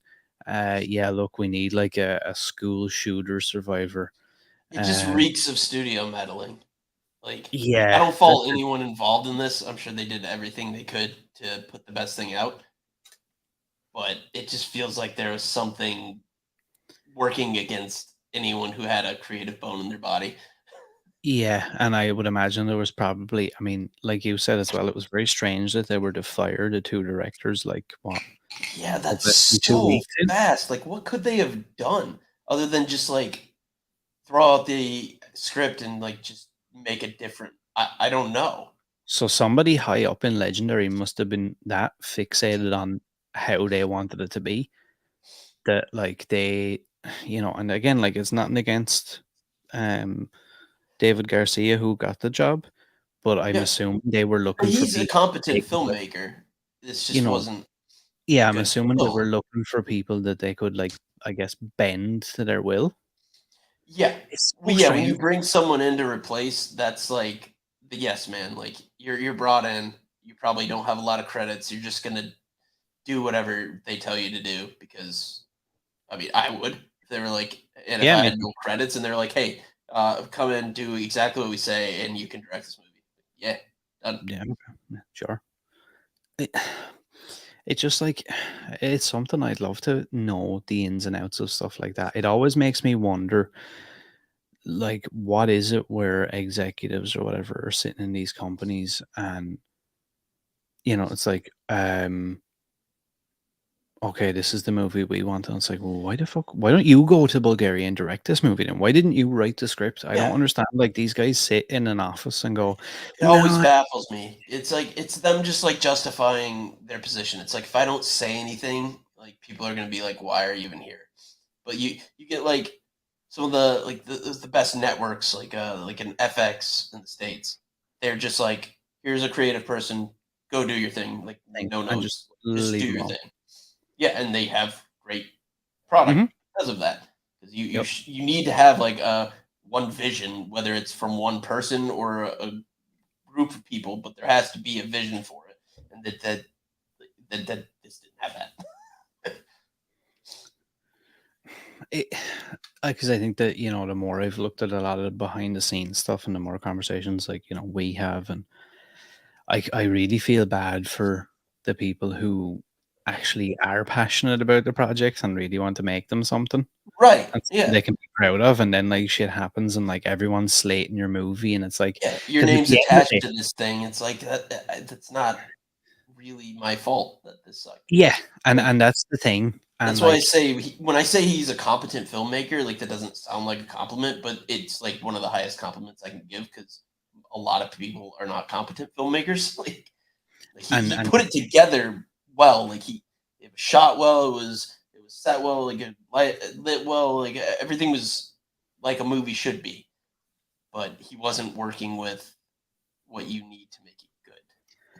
yeah, and the problem, I suppose, after is, nobody who probably had 90% of the say in all of this are gonna be the ones getting the backlash. It's gonna be the director, Yeah, the writer, because the like the producer, yeah whatever the couple of studio names. or the people who put the money up and then got nervous and were like, oh, we need this to be done faster. Or we need to be done this way, and they don't know what they're talking about or what they're doing. They're never gonna get the backlash, and I think that's the unfortunate Right. part, 'cause sometimes people's careers can be like, it's kinda like a make or break. Like, this dude, I don't know, but, like, he might get, like, banished and, like, pulverized. I feel like in that industry, like people know. Like, I mean, we're not filmmakers, and we can suss out some of this Yeah. stuff.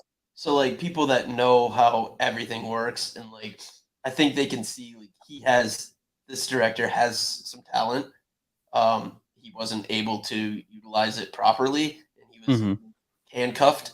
I feel like people probably know, like, this being bad was not his fault. You would hope so. I think so. I mean, studios might not, but probably I'm sure his peers at least. Because he like the director, he really seems like a good guy, and it's like you said, it's kind of refreshing to hear you say that, because I've seen obviously like all the shit eaters online that go, oh well, if this had happened to me, I wouldn't have taken that job if I had to just say yes, or I It's wouldn't like, let the yeah, you studio absolutely would have. It's and like it's like, well, I here's wouldn't let six the figures studio to direct a franchise of that's like one of the most well known, like maybe not the most popular, but everyone knows. Like, of course you would. Like, for your second movie. yeah, you absolutely Like would there is nobody. I don't in a think there's anybody on this heartbeat. planet, yeah, that's going to turn that down. But Like, that's also why they get a guy who it's his second movie because they can push him around. He's they not have the like a leverage. James Cameron that's going to be like, no, I'm doing what I want to do. Fuck off. Like, he doesn't Yeah, have that weight. Like he just has to. He has to eat shit. yeah, it's unfortunate. Yeah, I mean, I bet I would like to see what he does next. 'Cause I Mhm. do think he's a competent filmmaker, and that His other is movie is actually quite a big good. thing. What's his other movie? Let me pull up the name of it here. I mean, everything looked like a movie, if that makes sense. I didn't enjoy it, but it looked like it should look.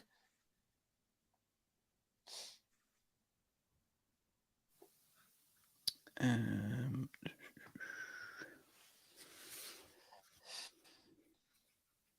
Yeah, I never like to shit on people because it's like you spent like a year of your life, like, and you probably tried to do your best. mhm. Like, I'll shit on people sometimes when it's like they clearly didn't care, or like, they were in a coke fueled like stupor and like nonsense. But for the most part, I don't like to actually like rip on people for things I didn't like. So this is his movie. Tejano. Um, yeah, a lot of. I was actually very surprised for his first movie. Um, it was actually quite good, and apparently that's what got him this job. Somebody involved in something when they were looking for a replacement had seen this and said he's our guy. Yeah. Now, They're like, oh, he did a Texas based yeah, movie, so yeah, he yeah, can do this. and that's basically what he said. And like he's from Texas, and he was like, "That's what I was told." Now, um, while while I want to believe, and I'm sure he does too, that that's the case, I do unfortunately think that it's probably more down the lines of what you had said, and it was probably more okay. Get me someone quick that's Yeah, competent, a good filmmaker, but this is what I need. I need yeah. Leatherface, Know the where company line. yeah, No and pushback. Just yes, sir. Right way, sir. yeah, and look, I mean, I don't think it'll hurt him because, like, I mean, look at like James Cameron's first movie was like Piranha 2 or something mhm. that he got fired off of. Like, or look at the stuff that like Peter Jackson did before, like And this is straight up something gore actually fest. I am. I had Mick Garris on the podcast a few weeks ago, and we talked about this, and he was just saying about, especially in horror, he reckons there's a formula to up and coming or new directors getting involved in the horror genre, and a lot of times it either ends up being some sort of a sequel, requel, reboot, or a sequel to, like, I think his first movie was The Fly 2. Yeah, And he yeah, seems like to reckon, and, like a and to be fair, Hostel he's 4 or like a straight to yeah, streaming your DVD type. Yeah, and to be fair, when I think of it now, he is kind of right. A lot of guys who want to get into that kind of, genre, they all seem to end up, having to do something, it's like fucking Psycho 4. Yeah, I mean, it's like almost any job. Like you got to eat shit when Yeah, you're starting out. Like you're not CEO of the company that you start to work for. Like and you're not just directing an MCU movie or like you're just gonna have to get with the some program. huge. Yeah, you just don't get that right away. Like you gotta, and that's why I think this guy will be okay because I look at this, I'm like, yeah, like I think people like the right people will be like, okay, he's competent. Like let's actually Yeah. see if he's let we let him have like a creative vision on something and see how he does. Do do you think then, based off the back of that, if the numbers do quite well, do you think that Netflix will look to do another one? Oh yeah, I mean it's all the numbers. Like it doesn't have to be good as long as it does whatever number. I mean whatever their algorithm says. Like that it's worth it to pour more money into it. They absolutely will. I mean that could not have cost that much. No, I wouldn't imagine so. Um, Well, well, if the it Michael didn't look Bay, cheap by any means, but it there just wasn't a lot that looked expensive. I mean, the Michael Bay remake that time, that was done for like less than 10 million. Well, yeah, I'd be surprised if this was much more than 10 or 15. Let me see if we can find it. I don't know if obviously these things you just have to take them with a pinch of salt, but Yeah, like apparently 20 million. okay. I mean, again, it didn't look cheap. Like it didn't look like they skipped out on anything. But I'm not exactly sure where $20 million went. Yeah, the only thing that blows my mind there, and hopefully in a couple of weeks, if you want to, when we do the 2003 Texas Chainsaw, which was made for 9.5 million. So half the budget or the estimated budget of this. I'd be interested to see your thoughts on Yeah, I want to see that. I definitely want to see the Michael Bay one. And that. Yeah, I that's what need I'm to see saying. the The original. Michael Bay one, it was apparently made for half the money of this, and like, to me, it's infinitely better. Everything. I mean, like, and it Should even do down to the casting. Like, it has fucking, like, that movie has Jessica Biel and everything in it. we should do the Michael Bay one on a stream.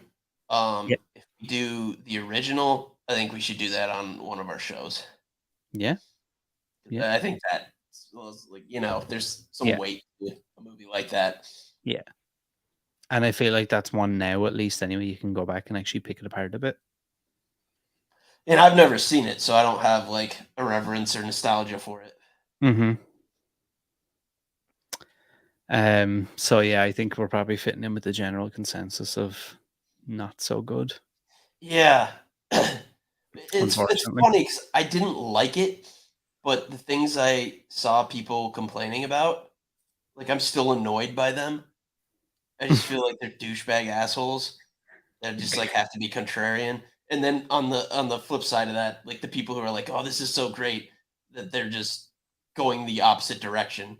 Yeah, yeah, 'Cause just saying something's fine or like, I didn't really love it, but whatever. Like that doesn't get any clicks. But to be like, this is the greatest thing ever. It's a perfect sequel, or this is a dumpster fire and horrible because like that's what people click on. Greg And to says, my detriment, we won't do that on our show. We'll be like, that's fine. Like that's not interesting. I know it's not, yeah, but it's honest. Like I'm not gonna get all bent out of shape about something that or like have a love fest or something I don't care about. Like, yeah, just because, yeah, yeah, just because yeah, that does drive it better. But I don't know. I want to be honest with the people who listen. Like if I didn't, if it was just a meh, I'm gonna say it was meh. I don't have strong feelings about it. Like it's just whatever. yeah. Greg says, you still watching this absolute piece of crap? And then he says, I jump on the O3 one if there's space. Yeah, of Yeah, course. come I on. I will, and I think I said it on a show before with Greg, and I will Greg's die always on that cross that I will still say it, I'll die on that cross that I prefer the 2003 Texas Chainsaw more than I do the original. Yeah, And I know everyone's gonna fucking that's give me shit for that. oh, I mean, I haven't seen either, but just knowing like Yeah, history and like the love for that original, and knowing your background of that genre, now I was surprised to hear I that. when I say that, I don't mean that I think the original is trash. I just Oh, of personally course not. enjoy watching the 2003 one more Yeah. than I Well, would the. sometimes, I mean, it's like with like I think Alien, the original, is a better movie, but I like Aliens Yeah. more. Like, is it kind of like that situation where yeah, like I mean, again, there can be nuance. It doesn't always have to be like this is the best or the worst thing. Yeah. Like Yeah. nuance. And I hate when that happens, like, cause I do feel like, and probably the same as you were saying there, like it alludes to, people on Twitter and like that toxic kind of culture around. No, it has to be one or the other. Yeah, like I was So annoyed by both sides, and I'm actually more annoyed now after seeing it because I think they're all being assholes.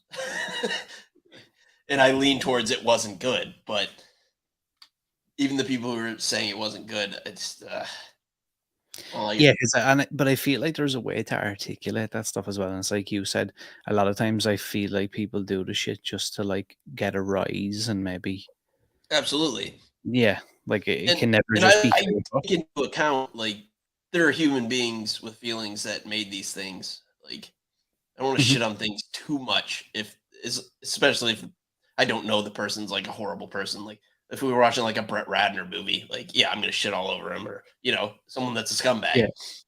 That's fine. But if it's just a person doing their best, like even if it sucked, like I'm not gonna go in on them hard because I can't I can't do that. I couldn't make a shitty movie even like I couldn't even make a bad movie. I couldn't make any movie. I can't do Yeah. that. If you gave me $20 million right now, I don't think I'd probably be able to come out the other side with a movie. Oh yeah, I'd be off to like an island somewhere. I'd just leave with the money. I couldn't do it.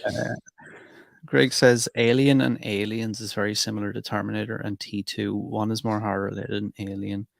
Yeah, T1 more sci-fi and Alien. T2 just flip flop between. I wouldn't argue I'm with anything. fascinated by aliens because with sequels it's always like more and like up it, and that usually doesn't work. Mm-hmm. It's like more of this, more of what worked in the first one, and bigger, louder, more.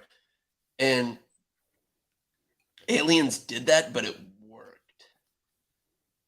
And I mean, like that's just James Cameron, I guess. But like, it shouldn't work that you have hundreds of aliens. Like that And should you know be what? that should be shit. That should be terrible. But it was awesome. I feel like Aliens is getting more Hey, and more love Keisha, as time goes thanks on. for stopping by. Always a pleasure. Hi, Keisha. Yeah, I feel like Aliens is getting more and more love as well as the years go on. I love it so much. Like I'll tell Same, anyone that's in, and even people who won't. it's mad, right? For for people like us who are who are into these kinds of things and in these circles, like I get mad refreshed when I hear someone say that because so often am I met with, oh no, the original and it's this and that. It's like, why can't I just, Yeah, but like, you didn't even compare the two. Like same like universe, but one's like a haunted house movie on a spaceship, and the other is a straight up action movie. mhm. Like, yeah, it's in the same world, but they're not. It's apples and oranges. Like you can like both of them Yeah. for wildly different reasons because they're completely different movies. Greg says, as for the 74 Texas Chainsaw Massacre, I love it up until the dinner scene when the 45,000-year-old granddad comes back to life with a bit of her blood.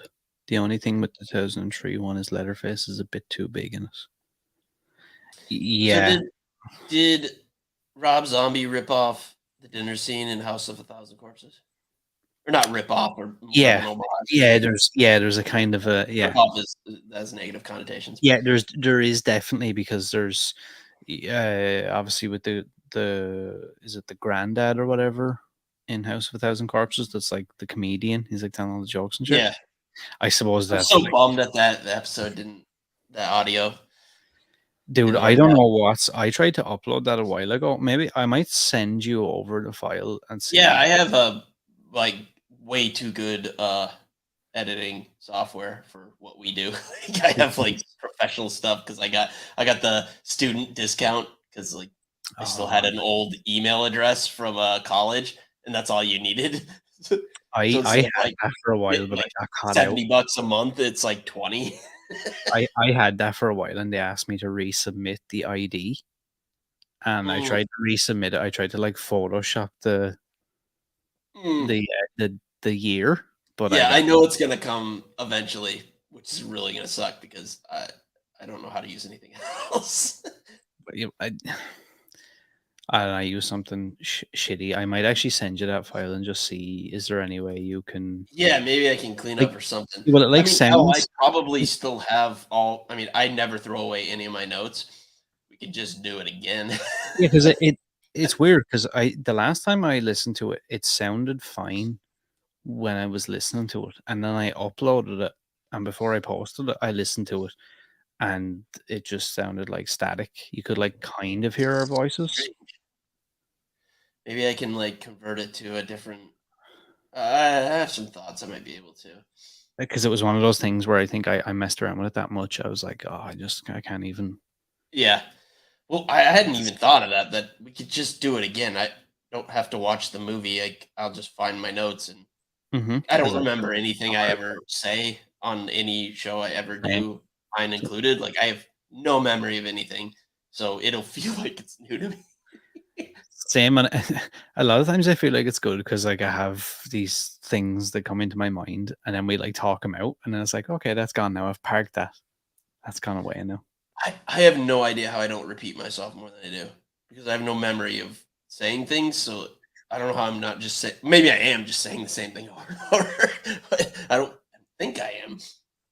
You don't know, so that works. Yeah, I have no memory of anything, and that's the way I have to do it because if I ever put any thought into like what I was saying, I'd just like go in a spiral of like thinking like, oh, why did I say that, or why did I do this, or that was dumb, or I just get in my own head, and I wouldn't be able to do any of this. So I am. My only way to do this. So we're still down for Predator 2 then next week, I assume. Yeah, I'm really excited about that. Some Danny Glover. Let me see, where are we? So Bill Paxton. UC. Most ridiculous cut in half scene of all time. ridiculous.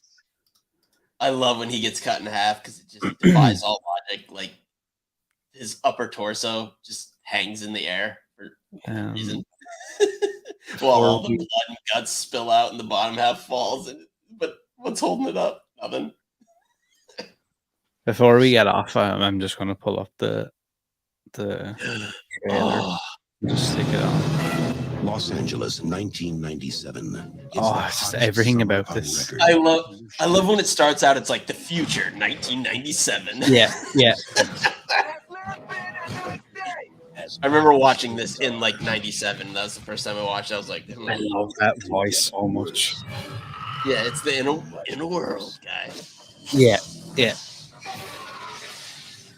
Like even that now, like that infrared sort of stuff and all, it's just like so outdated.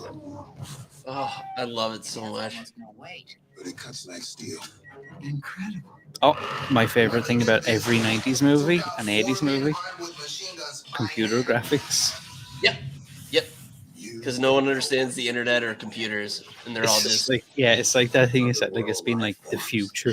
Yeah, it's just visual nonsense. He's on safari. Lions. Did you ever read any of the Predator comics? Oh my. No, actually. There's some really good ones. Like, it's funny because They basically have like Dutch, like Arnold's character. Mm-hmm. It's Dutch's brother, but he looks exactly like him, and he is him. Yeah, just I hit. don't think they could use. I don't. There was some light. Yeah. With a few days to kill this thing. There's some good ones though. There's a great one where he fights Batman. Really? Yeah, it's really good. That's like random. I need to look them Yeah. up. I'm still tossing around the idea of a. I like the book club theme. I want to do like a comic book club show and like just like expand it out. Like that would That's probably be more like once a month because I don't read very yeah, much. But yeah, and that I think that's a really good idea as well because it's like unique. Because yeah, I find that sometimes I come across like I read a lot of books, and like I was like super into comics for a long time, and I don't know, it was just one of those things that just kind of fell by the wayside, and I've always wanted like to get back into it, but oh, I find myself like I find something, I can get you back into it. and then it's like I go looking for it, and you find that like one YouTube channel or that one podcast that was like talking about it. I'm like, oh, somebody else is talking about this thing. Yeah, yeah. I have a couple YouTube people that I that got me back into it because I was into them when I was a kid, Hmm. and then the last few years I started getting back into it, and now I started buying them. And oh man, like my local comic book store, they like dread when I come in because I'm always asking for the most obscure shit that they never have. They're just like, oh fuck, what do you want now? That's got to be, especially in New York City, that's got to be obscure if they're like, I don't have it. Yeah, I mean, they always know. They're like, yeah, we don't have that though. But like, I know what that is, but we don't have that. Like for Uh, one, like the RoboCop by uh the RoboCop omnibus, which was what's his name, Frank Miller, Frank. Hold on. Yeah, Frank Miller. He was brought in to write the script for RoboCop 2, and they go, "This is unfilmable. We can't do this." And he turned that I remember you into. telling me this. Yeah. Oh, I still haven't read it, but See, I love that. I actually I'm picked saving it for like a special occasion because I know I'm gonna love it so much. I picked up just hold on, I'm gonna grab this. These are so random. I picked these up a while ago.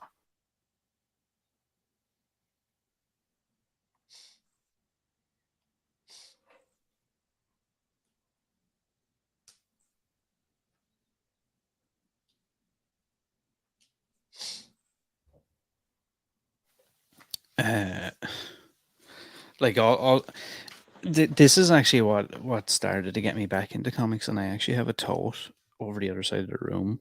Um with a lot of other, and I kind of feel like along the same vein as you, I always find myself looking for like these like weird obscure like Batmans or Yeah, I don't want to follow it like week or month to month. I have no interest in yeah, that. I want like a big story or a weird story. I like when it's like out of continuity because then they can just get weird with it. yeah. So there's a lot of the Hellraiser ones that are like that, where they just have like these like really bizarre, unique crossovers, or like someone who played a Cenobite in the original franchise has now come back and made a comic with his about the origin of his character from the movies I love now, that. and then like Marvel are releasing it, and I'm like, So good. it's like bizarre, but like I found there's a Blair Witch Oh, wow. comic that had come out. I've never seen that movie. Really? Yeah, One of my favorite movies. There's a Jeepers Creepers that I've seen. comic, random. And Wasn't then the Mac guy in that? there's yeah. There's a Justin horror Long, movie called right? yeah, Justin Long, yeah. There's a horror movie called The Ice Cream Man, and it has I can't remember the dude's name. I'll try and find his name in a second, but you know who I'm talking about. He's just one of those guys that's like in movies, kind of, and you're like, oh yeah, that guy, I've seen him. Um, but yeah, there's a comic series called The Ice Cream Man, I have a comic that you need. and it has all these like crazy editions. Hold on, I have to. This is right up your alley. for anyone who is a fan of comics or anything like that, these are absolutely Sorry, I couldn't hear you. these Hold are on. absolutely fantastic. I have Keanu Reeves comic book, Berserker. Okay, that's Berserker. Not all robots. Okay, here it is. Maniac of New York. So the premise is there's like a Jason-esque like killer on the loose, like in New York, and like no, Mhm. you can't kill him, can't do anything, and everyone's just like accepted it. Just it's like there's being in New York, it's like it's like traffic or like rats or cockroaches, and Yeah, it's just they just like live with it. It's just a thing they deal with. Like, and there'll be like an alert, like, oh, he's in this neighborhood, so like stay clear, and like it just like the getting used to it and it just being part of your life. It's fucking great. I mean, like what's it this is called? Maniac Maniac of New York. of New York. Okay, I need It, to it look this started up. as a 5 issue. I have the first 5, and they actually started doing a second run of it. But yeah, I have the first 5. Like he's even got like a mask, kind of like he's Oh, basically he's yeah. basically Jason. Like he's unkillable. Like the cops can't kill him. Like he's just like a supernatural. It's fucking. I just love that. I love that Yeah. weird shit like that.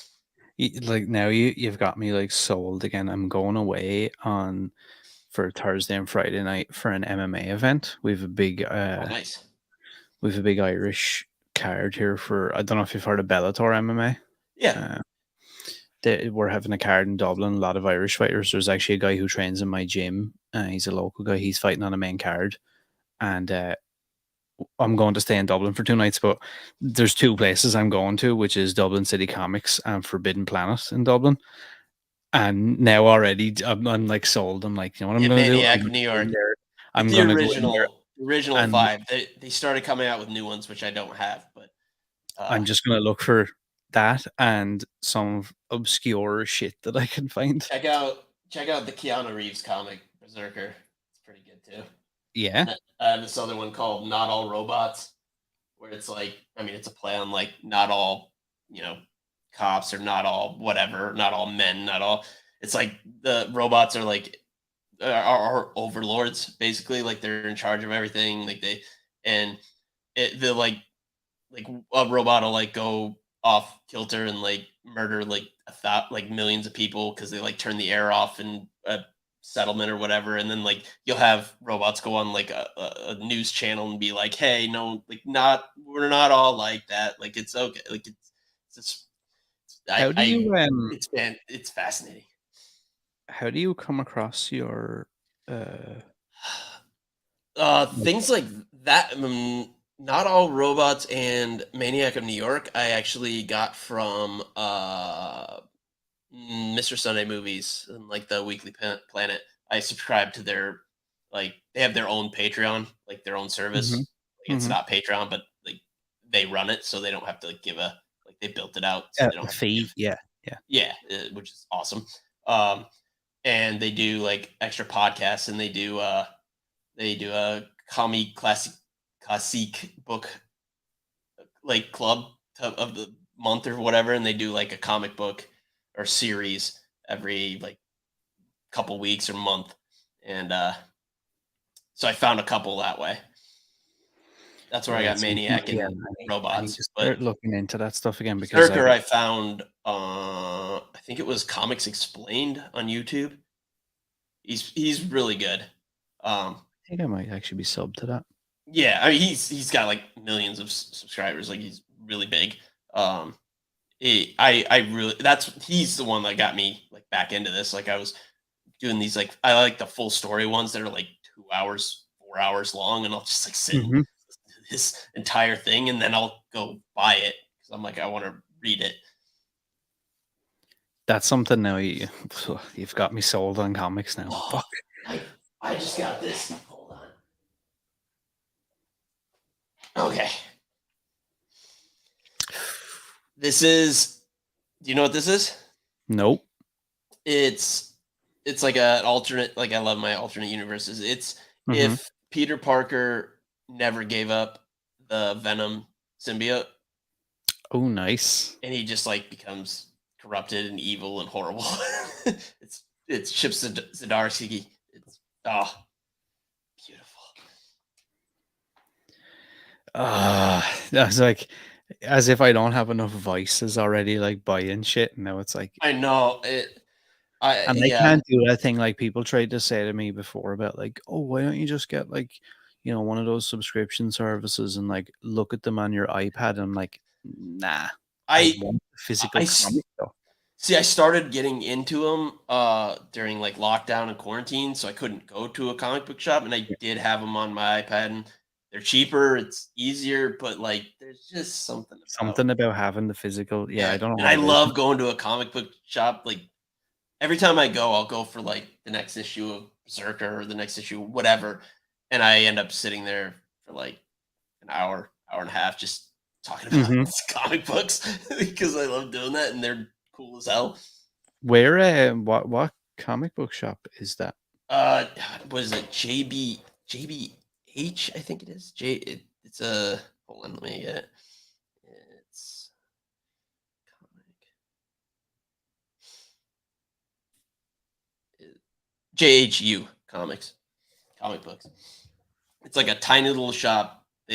Which kind of sucks because they don't have a ton of things. Like they'll have the newest stuff, but if you don't get there right away, they run out of them. And like, and I always want like weird, obscure shit that's like not in print anymore that I always go in there for. Do they have two stores in New York? One in Uh, Staten.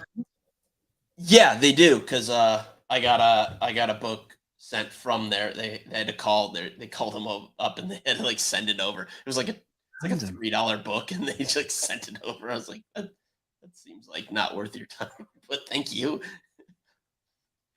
They're great, very nice. Yeah, you Check see that out if places you're in like New York. It's on like Third and 32nd or something.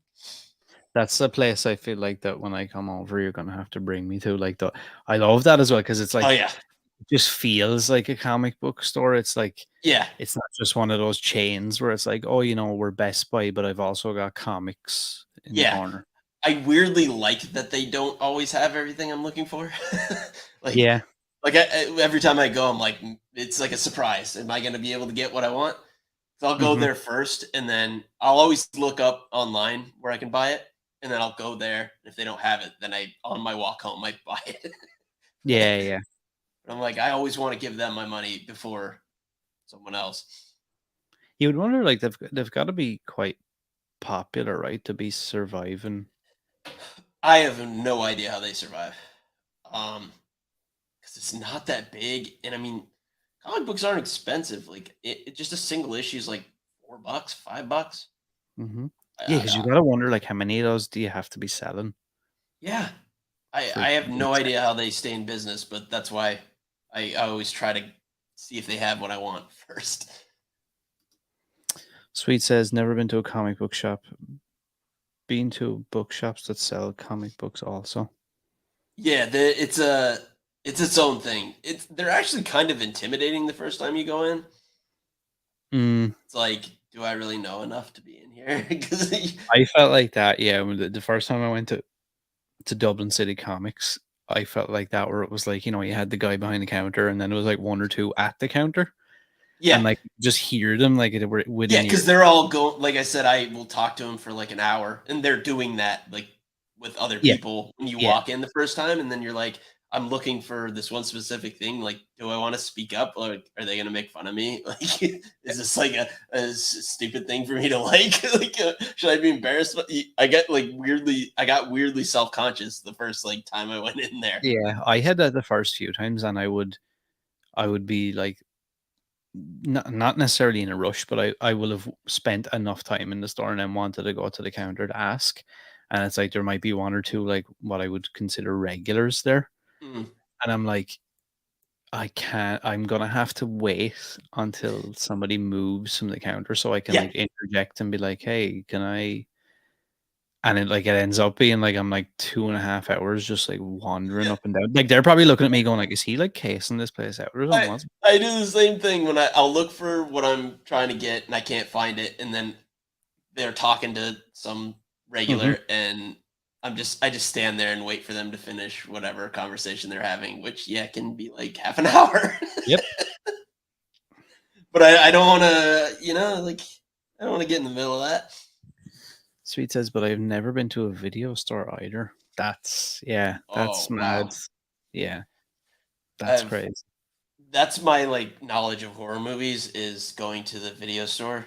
Like I never watched them. I'd go. I've always had a weird fascination, so I'd go and like read the backs and be like, what? Yeah, and you see the artwork and stuff. I have so many Yeah. vivid like, snapshots of seeing Hellraiser's one Yeah. that just like I remember the first time I saw that I was like, what the fuck is this? Like They how were are so people good back doing then this? as well. The covers were so good back then for like drawing you in and kind of being like, what the fuck Yeah. is this? I mean, now I do a digital version of that where like I just go to Wikipedia and read the plot. Yeah. Like I I know what still get happens in a lot of horror movies that I've never seen because I have to know what happened, but I don't want to watch them. I still get sold on cool artwork, to be honest. When I see something that looks kind of cool, I'm like, what's this? Let me just. And Well, that's why I love already comic know. books because a lot. I mean, you have the story, and then when you get a good artist and you see some cool, weird shit. I just feel like I'm about to fall into a trap this weekend when I go in there. Yep. Yeah, I can give you a list of things. You tell me like what you're into, and it's like you said as well. It's like when when you're spending like 4 or 5 on a comic, it's like 4 or 5 euros or $4 or $5. It's like, yeah, whatever I can. Yeah, but then you walk out with 14 of them. Yeah, because it doesn't seem like it's not like I'm picking up one comic and it's like $50. I like to wait for like the like volumes of them. Like, I guess the trade paperbacks or whatever you call them. I like having those. I like the big, thick. Like again, I can give you like my favorite, like Marvel and like DC and on all that, and more not obscure, but like Why the Last Man, or I mean Invincibles. Everyone probably knows what that is. The Boys. I mean, those are all out there.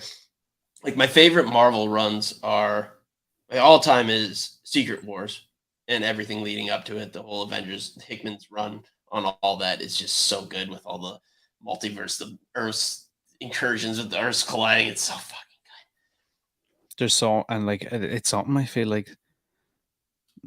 I suppose it was probably part of like me getting out of comics then as well, and for a couple of years now I've toyed with the idea of getting back into them, and I just feel so overwhelmed with like. Well, yeah, even though like what like. That's why I started watching that YouTube channel, and it was like, okay, now I'm like understanding, and I know I don't want to like do an issue to issue run. Like that's just not for me because I don't remember anything. So I buy an issue in January. And it doesn't come out till late February. I don't remember what happened, and I'm not going to read it again. So so it doesn't work for me. Yeah. So I like Batman Year One, or like one of my other favorite Marvel ones, which a lot of people hate, is Secret Empire, where Captain America becomes evil. I think it's awesome. Most people hated it, but I think that's it's more what so I've been good. Looking to get into is stuff like that rather than. Because I feel like that was probably part of why I didn't get back into it sooner. I was like, I can't do this whole like month-to-month thing. No, I just do like the big events or like or the more obscure comic books that are not the Marvel or DC or Image or something. I'm sold on that now. So if you are ever gonna go ahead with your idea of like the monthly book club thing, let me know. I'd definitely be down to do that. Oh, nice! Because I've been talking about it with JP. Because all I have is time. Like I'd record every single night of the week if I had a reason to. That's something I would love to do, and it gives me an excuse to actually like not feel bad about spending money. Nice. That actually, I'll talk with him because he's got more of a life than I do. So he has like stuff going on. Like I'm starting to have less and less of a life. So yeah, I'm always available. My best ability is my availability. Um. Okay. On that note, we're gonna talk Yeah. off the air. Yeah, we've gone on a tangent. I know. Yeah, I was like, how did I get here? We start talking comic books. I'm gonna talk for hours. I mean, I'll talk about anything for hours. I went on this other people's show, and like we were supposed to do Spider-Man, and like something got wires crossed, and he was confused, and we pivoted like 10 seconds before to talk about Parks and Rec in The Office, and I talked for 2 hours. I had no notes. I had no preparation. I was just like, you need to tell me when to stop because I'll talk forever. That's me as well. And every time I have an interview, I've had to try and be more and more conscious of the other person's time. I've always been like, Aaron, shut up. This person is alive. They probably want to go eat. They probably want to go do something else. And I'm I just always like, ask if they have a hard out before. So that gives them like a way out, be like, yeah, okay, I have yes. 5 hour. Like we interviewed this author, and he had 60 minutes. So that was it. But Sometimes Emmy I said he kind had of like wish, 30 yeah, minutes and we talked for 2 hours because he was just having so much fun. that's like obviously if both people are vibing, but sometimes I'd actually nearly prefer, when I'm interviewing somebody, if they just said to me like, I have 45 minutes. Yeah. So it's like I have to try and like, get Condense in it. whatever yeah, and like Yeah. then I need to just like shut up and like let them Yeah. 'cause if Condensing not, is I'd be like, a thing I've worked on because our first bunch of episodes were like hour and a half, hour 45 minutes. And like, it's like, we need to get this closer to like an hour. So, and that's apparently supposed to be the sweet spot, but even the last yeah. couple of times now I've fallen back into like the like 2 hours, 2.5 hours, and I'm like, Well, we got really tight, and I was just like, you know what? It's our show. I'll do whatever I want. Like, I have fun when we go on tangents and they go down roads and it takes forever. So what? yeah, because You know, that's the we're in flip charge side. of this. Like, we Yeah, get to make the rules. Like, I know that's what we're supposed to do, but fuck it. If I have something fun to talk about or I think is fun or interesting, I when you feel shouldn't. like you You have to shouldn't cut it, stifle yeah, yourself. You know? yeah, yeah, 100%. Okay, so next week we're gonna do Predator 2. I'll have the artwork hopefully tomorrow, and we'll start sharing that out there. Sweet, I'm Sweet, excited. everybody will be sharing it. And then Tuesday, hopefully in a few weeks we can do, yeah, hopefully in a few weeks we seeing the can Batman do. on Wednesday. Oh, nice. I got one I day early. I feel like is that soon? Yeah, it comes out on like Friday or Thursday Yeah, evening yeah. probably in bigger cities. But yeah, I get to go Wednesday, and I'm very excited about that. Oh, like I wasn't hyped about that until we were talking about it a few weeks ago, and then I was like, wait, that's actually like a thing, like really soon. I Yeah, like it snuck up on me too. I didn't realize it was like a week away, and I got really excited. uh, I feel like that's going to be a sleeper. I feel like a lot of people are going to come out and go, "Holy shit! I'm really surprised that he actually pulled off Batman." Yeah, I think this is gonna be something good.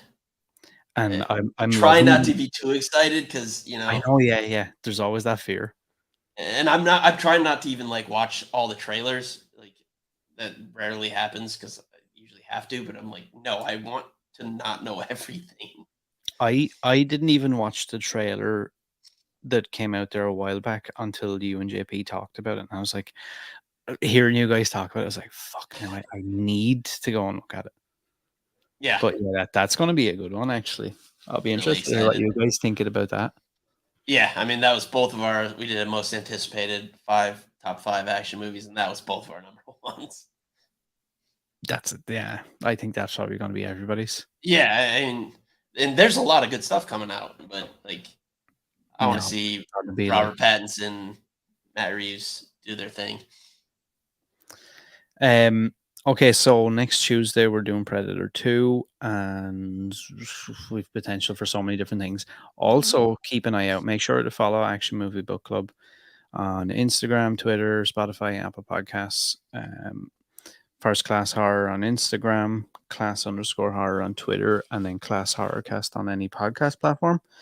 And keep an eye out over the next while for the Action Movie Book Club, or I just like the Club. comic book club. Like Yeah, I like the book club brand. You can you, apply that to anything. Yeah. you've sold me on that idea now. So I think this weekend I'm gonna go and spend an absurd amount of money Yeah, I'm definitely sending you offline a bunch of stuff, all my favorites. on even holding these handful of comics here now. I'm like, oh, this. I know. I remember why I like comics. Yeah, I know. I got excited just pulling those off the shelf. They're just right there. So yeah, keep an eye out for that. And yeah, appreciate all the comments as always, the likes, the shares, everything. And yeah, we'll see you next week. Later. Peace.